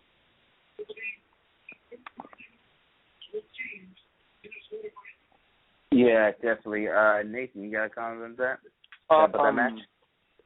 The New Day is probably, at least to me, the most interesting thing about WWE right now. So anytime they're on TV, it's usually the best part of the show. and they faced the Primetime Players this week, which is fine. One thing I do not necessarily like is the fact that all these tag teams seem very interchangeable with each other. They plug in the same tag teams all the time. It's either the New Day versus Primetime Players. Maybe they'll put the Ascension in here, or put some other tag teams here or there, and there's a little bit of variety, but for the most part, it's the same thing. And I think a lot of people are kind of thinking that the Dudley Boys are going to infuse some life into the tag team division, and I don't necessarily think that's going to happen, because there's not much there, honestly, with the tag division right now. And one tag team can't make a difference. Granted, I mean, it's the Dudleys. They're one of the greatest tag teams in wrestling, period. But one tag team can't make a huge difference. Yeah, you know what? I do feel like they're trying to tag division. Like, rumor has it, Enzo and Big Cass are on the way to the main roster. So, I mean, that could be a positive there. And, you know, there's all these reports like, or you could say interviews that Titus O'Neil saying we're doing some of the tagging division. We're going to work on something now. So I'm glad they're doing one-on-one matches, no longer full-weight matches in every freaking show like usual. And, yeah, that's freaking awesome, you know, but we'll see. Like I said in the show plenty of times, they got to stop making these full-weight matches at WrestleMania or SummerSlams, because I feel like, you know, the best tag teams, like whoever the best two tag teams are, deserve the spot at WrestleMania. You know, it's that saying, it's like whoever steps up the most will get that spot. So, I mean, I think that's what I feel like. I mean, I don't mind four-way matches in other pay-per-views like Night of Champions, Hell in the Cell, Money in the Bank. I don't mind that at all. So, I mean, let's hope they make the standing division. Let's see if the Enzo and Big Cass does debut pretty soon, and we'll see what happens. But yeah, that's what's gonna happen this weekend. Dudley Boys against New Day, and we'll see. Maybe Thursday we'll throw up a prediction of Night of Champions, but we'll see. All right. Rusev went at it against Cesaro. I know that was not by order, but something interesting we could talk about here. I know, or maybe we'll bash about, but what the fuck is going on with the whole Dolph Ziggler and Summer Rae? We saw during the match, Dolph Ziggler came out, gave Summer Rae something like a present, but there was a match going on. There was Cesaro and Rusev, and then Cesaro defeated Rusev in a weird pin, but that match seems like it could have gone better if it went longer enough, but it just seems like they want to focus on whatever's going on between Dolph Ziggler and Summer Rae.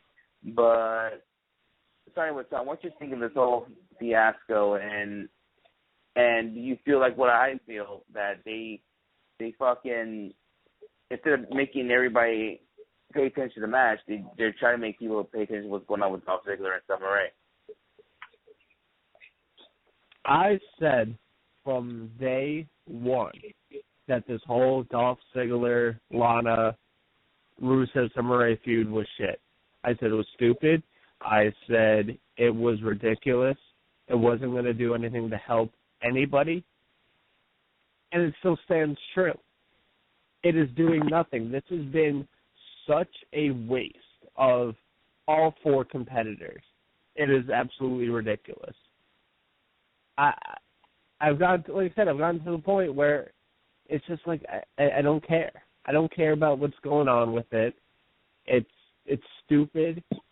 It's, you know, I understand within wrestling you have to do some silly storylines or some romance storylines. You know, that's fine.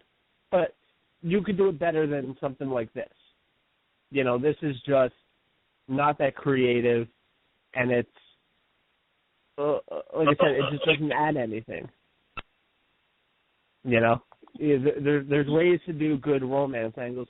You know, one of the best things that I could ever think of was back in the Ruthless Aggression era when they were doing the whole Chris Jericho and Trish Stratus thing. That was some of the best stuff. And then, Trish Stratus turned on Chris Jericho with Christian. That was great stuff because it worked. And, it was a romance angle, but it worked. But this is just stupid. And it's just like I don't care anymore. And the match tonight with Cesaro, it was okay. Like you said, it could have been better. But like I said, it's just and like I said, talking about another waste. Is Cesaro going to be on the pay-per-view on Sunday? Probably not. Another waste of talent they have there.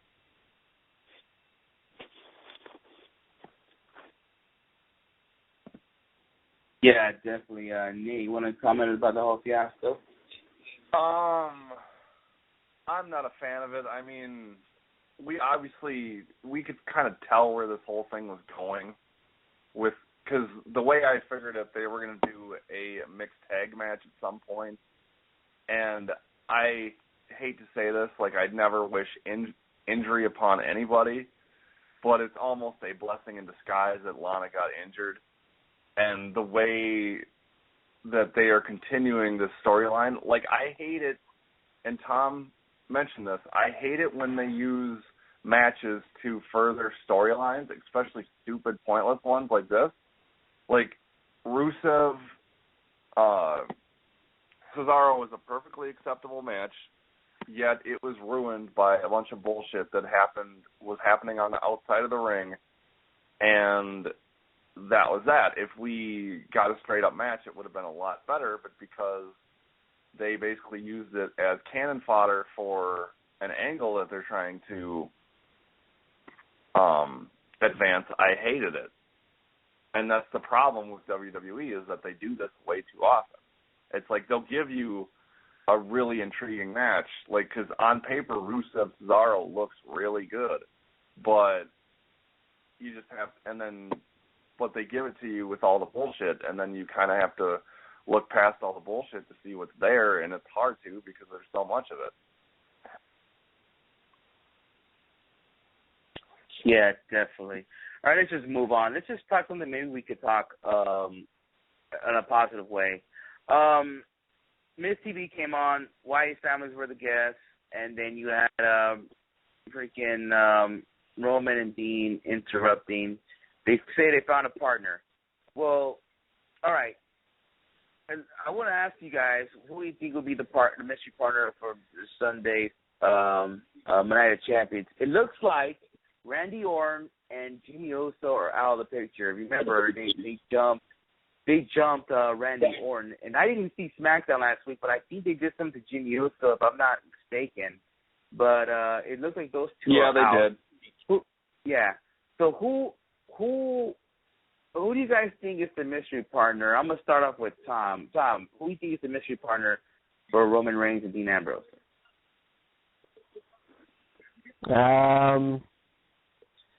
I'm gonna guess Super Dragon. Shit. What? I think Super Dragon faked his injury at PWG. He got signed by WWE, and he's gonna curb stomp all members of the Wyatt family. But seriously, I don't know. People are mentioning Baron Corbin, and I don't want to see that. Like that's like one of the last people I want to see. Somebody I was thinking of, and I don't think they're gonna do it, but there's somebody down in developmental right now who hasn't debuted on NXT yet, kind of like Strowman, and I think his name was like, what's his name? It's the guy with the really big hands. Do you guys know who I'm talking about? Oh, Hugo Knox? Yeah, Hugo Knox. I feel like if you bring in somebody like Braun Strowman who nobody knows, you have to bring in another big guy to kind of counteract him. And I think it would be perfect. to debut this guy who is like he's not as big as Braun Strowman, but he looks like he's 300 pounds. He's got these freaking Andre the Giant sized hands, and you just have him come in and completely go toe to toe with Braun Strowman. That's something I would do, but I can't really point to who could be the third person. I don't know. It's tough. Yeah, definitely. I'm not sure who could be the third person either. I mean, Baron Corbin was somebody who was apparently leaked, but from what I have heard, that was a Photoshop, or it was a Photoshopped image, even though it was passed off as a leaked image, and I don't think it's going to be Baron Corbin, because that image to me looked fake, like extremely fake, like, because there's a way of photoshopping things to make them look real, and that didn't look real to me at all. So I don't think it's going to be Baron Corbin. It's just, but Tom brought up a good point of the guy that is in NXT who hasn't debuted yet. I wouldn't mind seeing that, because I like the fact of guys coming up that we know nothing about, and I think that would be a great aspect of it. But the problem is we know nothing about this guy, so we don't know what he can do. Yeah, I mean, it's tough for me to pick, but I could see WWE doing something crazy like, okay, it's a free month for you guys, for the free subscribers. We're going to do something that you never know who could be at the next pay-per-view. So if you stay with us, maybe this guy will come in. And if you hear the music of the Roman Reigns' cousin, if you smell Rock is cooking, that would be huge if it's The Rock. I mean, they could go that way. I doubt it'd be Hugo Knox coming in. I mean, Tom did put a point that if Hugo Knox comes in and Braun Strowman, that would be freaking huge, I guess. But if he comes out to the main roster, they're gonna act like who is this guy, you know? So I think they want someone who will give him a big reaction. Why not this man? Your current NXT champion, Finn Balor. I mean, you put Finn Balor in there, people are gonna go nuts. I really think so. I really think people will go nuts. And why not put the body paint on him? You put the body paint on there, that means you're going on war, and he's gonna go out there and rip the heads off the Wyatt family. So if I had to take a guess, I mean, if I had to put money on it, I'll say Finn Balor. I don't know why, but I'll say Finn Balor. Just to see, maybe WWE would like to put a little crowd in there, but we'll see. It could be The Rock. You know, if it has to be somebody from NXT, I just thought of this. This might be a long shot, but Solomon Crowe came to mind, but I don't know if he's ready for that yet. So that could be a stretch. I wouldn't bring him in. Yeah, and like with the main roster, because obviously they brought in Braun Strowman because he's a big guy, so you need to like counteract that with either another big guy or somebody who's strong. So it's like, and it's nothing against Solomon Crowe. Like I said, I'm a big fan of him, but he's definitely a little bit smaller, and he doesn't come off as like a big, strong guy. So yeah, like, I don't know. I feel like if it's not Hugo Knox or Baron Corbin, maybe Apollo Crews. Like I said, I'm surprised he didn't jump straight to the main roster after Vince McMahon got a first look at him. But I don't know. Maybe this is another long shot. Maybe Samoa Joe? That'd be huge. That'd be insane. It's going to be interesting to see who's picked. That'd be huge. But another name that we didn't even mention. What about Eric Rowan? Is that a possibility? Oh my God! I completely fucking forgot about him. Jesus Christ! It's going to be him, isn't it? Oh, fuck. Shit. How disappointing. How disappointing. That's like going on Tinder and you think you're meeting up with a hot chick and she ends up being fat. God. Catfish. But, oh, man. I can't believe I forgot about Eric Rowan. Talk about irrelevant. Yeah. I mean, I hope it's not Eric Rowan, I'll tell you that right now. All right. Sasha and Paige had another okay match. I think they deserve a pay-per-view match, but that was pretty good. I'm going to do this real quickly. Sting had a match with the Big Show. We'll talk about that a little later. It's official now. Kevin Owens against Ryback for the Intercontinental Championship on this Sunday's Night of Champions. I have a question both of you, starting with Tom.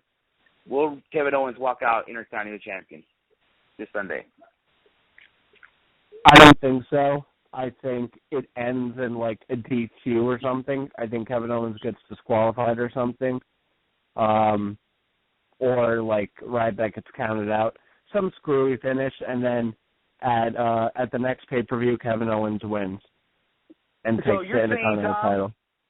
So you're saying, Tom, I am going to witness Kevin Owens in the Staples Center walking out Intercontinental Champion? You are. What a coincidence. And I used to see him out here a lot for BWG.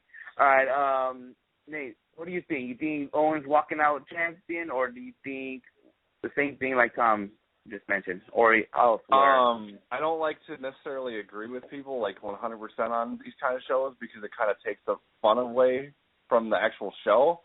But in this case, I have to agree with Tom here because that makes complete sense. Have the first match at Night of Champions be a countout or a DQ, have Owens win, and then get a rematch, and then have him actually win the title that way. Because that way you can get longevity out of this feud if they want to make it more than a one-match deal. And then Ryback could get his rematch at whatever pay-per-view would be after Hell in a Cell, which I believe is, at that point, Survivor Series, because we'd be in November. Yeah. Yeah. Well, we'll see what happens. Let's see if Kevin Owens walks out champion. I'm just going to put this out there. We don't really have to talk about it, but pre-show match has been added. It will be Neville teaming up with the Lucha Dragons, Dragon Gate USA there, against Stardust and Ascension. That's been added in the pre-show, just to put that out there. Also, Nikki Bella, she beat the record. She lost to Charlotte due to disqualification because Brie Bella it appears she's trying to do the twin magic thing, but didn't work out. So Stephanie McMahon announced that there will be a rematch this weekend at Hell in a Cell between Nikki Bella and Charlotte. So, and here's the thing. Here's a little scoop here. If Nikki Bella gets counted out or disqualified, she will lose the Divas title to Charlotte. So now that, let me ask you guys a question. Maybe you guys probably won't give a shit now anymore, but Nikki Bella is now your longest reigning Divas champion. You guys thoughts, Tom? How do you, Tom? Who fucking gives a shit? God, there's no, ever since they created the Divas title, the stupid butterfly belt, there hasn't been many memorable reigns. Maybe AJ, but even her reign wasn't that memorable. It's just who? It's just who cares? Does it? Obviously, we've been saying it for months and months. WWE is trying to fight CM Punk and AJ if they can because they love doing that. They love to have their way, and if they don't get their way, it's I like to think that Vince McMahon is just one big child where if he doesn't get his way, he stomps and he whines and he tries to hurt you as much as possible. It's like a little kid. So, is it ridiculous that they had to do this? Yes, because Nikki's reign sucks. I like how tonight Michael Cole's like, say what you want about Nikki Bella, but she's had a great reign so far. And I just started laughing. I was like, Michael Cole, that was obviously fed straight from, like, Vince McMahon or Kevin Dunn's mouth. And there's no way that he himself actually believes that bullshit that came out of his mind. He's probably thinking, God, when's my paycheck coming in? Or he's probably thinking, all right, think of the money, think of the paycheck. It's just like, who cares at this point? Like I said, this whole Divas Revolution was a flop. I feel like the Divas division is going to go back to the way it was because of how they treated this whole thing. Like I said, tonight was so ridiculous. That stupid twin magic once again. Okay, if Stephanie McMahon has the power, why didn't she just fucking restart the match? Like, because they have to have a way to get to Night of Champions, and it's the dumbest way possible, but this is how they're doing it. Yeah, you know what? That's what I said earlier. They had a chance to fucking take advantage over Monday Night Football. Seriously. Just imagine Charlotte wins the title tonight, or make this match the opening match. Just imagine people on social media will fucking talk about this win. I bet you it'll trend more than one of those fucking games going on. I bet you that will happen. But no, WWE didn't do it, so they did the stupid thing with Nikki Bella, got herself disqualified, and now there's going to be a rematch at Night of Champions. So, that's another I don't understand, there was a better way to do this. I think if they were going to go for a screwy finish, you know what, and you want to make these divas look tough, what they should have done is they should have had, like, Nikki Bella, she's getting dominated by Charlotte, and she's getting frustrated. So she grabs Charlotte, brings her to the outside, grabs the steel chair, hits Charlotte. Disqualification. People are like, holy, did Nikki Bella just hit Charlotte with a chair? And that would create so much buzz. And it would make sense because Nikki Bella knew she couldn't beat Charlotte, so she took, like, the violent way out. It would have made sense. It wouldn't have been that bad. Like I said, there wouldn't have been a riot if a girl hit another girl with a chair, you know. But, like I said, maybe that's why I'm not booking WWE. Yeah, definitely. Yeah, I mean, that's one point they fucking failed on, promote this damn thing. The tag titles, I think they did a good job about it to make people try to watch. But another thing I think they failed, okay. All right, look at tonight, earlier, they announced Sting was going to wrestle the first time on Raw. Why did he not announce that last week? Think about it. If they had this plan, why did he not announce it? Just think about it. If you announce the Raw, you can make a holy shit moment. Oh, yeah, in the season premiere, Sting is going to wrestle on Raw. Whoever thought of that shit? No one. No one could have seen this coming. And then you could have put more eyes on the product right there. The guy from WCW, Sting, actually going to wrestle on Raw? I mean, you can even name it the point of the Big Show. Fuck it. You know, Sting's wrestling on Raw could have been huge. We could have been talking about this last week, you know? But, unfortunately, they didn't. And he had his match with the Big Show. And Big Show did have a little match going on. Kind of reminded me of WCW. Remember when they were tag team partners and Big Show turned his back on him? I mean, yeah, that reminds me back of those days. And then ended up being disqualification because Seth Rollins came out and attacked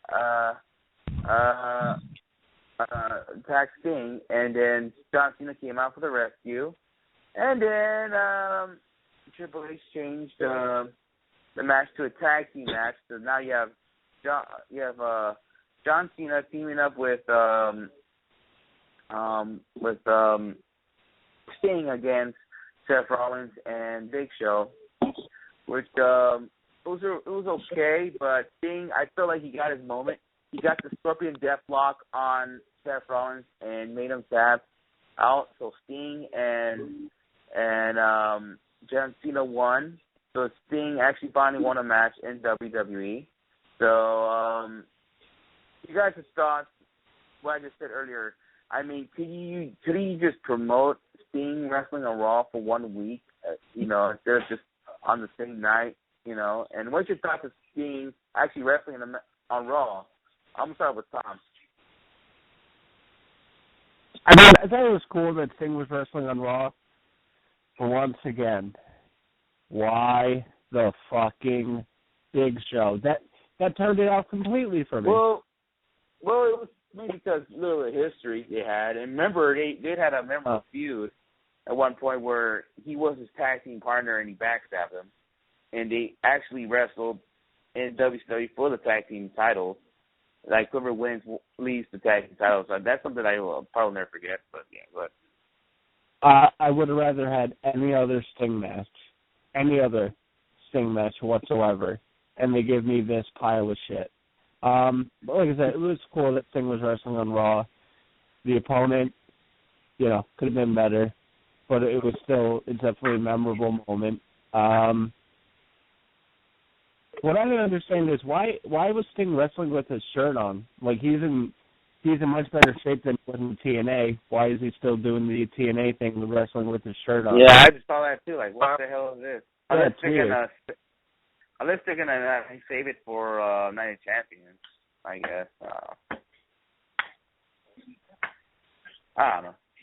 But Nate, what's your thoughts of Sting wrestling in Raw the first time, and do you think they could have promoted better? Well, they probably should have, like, if they were going to hype the whole season premiere of Monday Night Raw, they could have done it better by promoting it last week. I mean, they did, but all they did was mention, it's the season premiere of Monday Night Raw. They could have gave us the whole, you're going to see Sting in a match for the first time ever on Monday Night Raw. But they didn't do that. They just decided to throw it together tonight.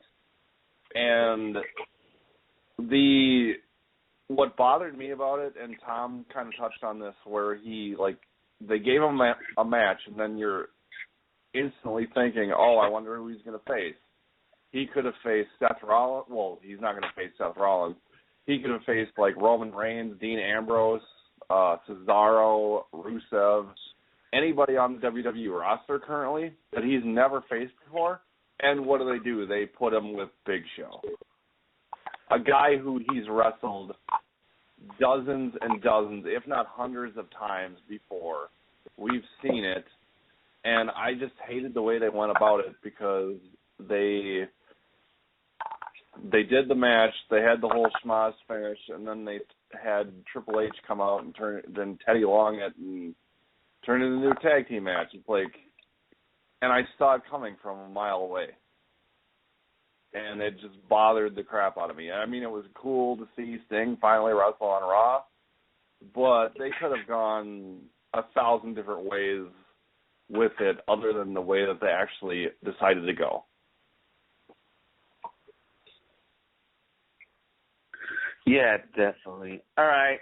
That's all we can talk about Raw. I think it's the time to give out our plugs. Like I said, I want to thank Luchadora, Datura, and Justin Borden for coming on. We had him on earlier today. That's pretty cool.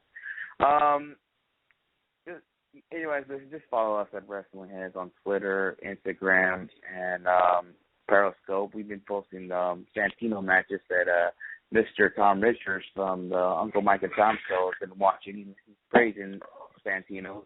I'm sure he's loving it. Also, check out Wrestlingheads.com. Skits is always posting stuff out there. You can follow him at WH Skits, by the way. Check out his stuff, his work, and not only just Skits, the blog. They're always posting their stuff out there, too, so check out that stuff, too. Support us. Go to ProWrestlingTees.com/WrestlingHeads. The new gear is available right now in Pro Wrestling Tees. So, the Wrestling Heads versus everybody. That's on Wrestling Heads. ProWrestlingTees.com/WrestlingHeads. So if you want one early, get it out there. We're not gonna have those shirts that say you see them in shows or whatever. We don't have those yet. But just Just if you don't want to wait for us, just go to Pro Wrestling Tees and go get it. Also, YouTube/WrestlingHeads. You can check all the interviews that we've done with like Down and Dijak we just had last week. Felicia Sparks, Brian Kendricks, and name goes on and on. Just go on there and subscribe us and just check us out. And you can follow me at Sinister632 on Twitter, Instagram, and Periscope. I got my own Periscope as well. Check that out. And and Thursday we will have Ruby Ray's and Famous B. Just can't wait for that. Tom, you want to give out your plugs? Yep, you can follow me on Twitter at @2tweetme. That is my personal account. I believe my Periscope's the same, so follow me on there. Thanks for you guys are following everybody on the Elite Podcast Network. First follow at Elite Podcast Net. Indie Power Rankings coming up tomorrow and Wednesday. I'm pretty sure Matthew Graham's going to be on live tomorrow. I believe Carolina Corner starts at 8 o'clock, and then 9 o'clock starts the official Indie Power Rankings, and then they'll be on 3 o'clock Eastern Wednesday afternoon. Tag Team Top 5 reveal, as is every week. So make sure you guys are checking that out. Uncle Mike and Tom Show, new episode dropped last week. New one probably this week as well. I know Scotty O'Shea was working on a new Wrestling with Myself, so be on the lookout for that one as well. Make sure you guys are, keeping up with all the independent stuff. SmartMarkVideo.com, HighSpots.com, all the great streaming services, Smash Wrestling On Demand, AAW Archives, AAW On Demand, Progress On Demand, New Japan World, so much out there. Check it out. Whatever you like, make sure you're just supporting it. And I'll hand it off to Nathan to tell you all about everything Eyes on the Ring. You can follow me on Twitter, Nathan, at Headliner5. That is at Headliner, the number 5. Follow Eyes on the Ring at Eyes on the Ring. Visit eyesonthering.com. I post weekly Ring of Honor reviews every single week. My last one was put up on Saturday. I review them after the Sinclair broadcast group airings, so check those out. I'm going to have to go to see what else is on there because I don't even know. There's an article that was posted today about the New Day, the best thing going in wrestling. There's an article about the Authority that was recently posted, and then there's a article on the Straight Edge Society and the Nexus storyline that happened a while ago, and those are both kind of rebooking storyline fantasy articles, I guess you could call them. And so that's it for that. Of course, check out Eyes in the Ring every Sunday via Elite Podcast Net, Blog Talk Radio /Elite Podcast Net. There is a rumor floating around that we may be having a guest on the show on Sunday.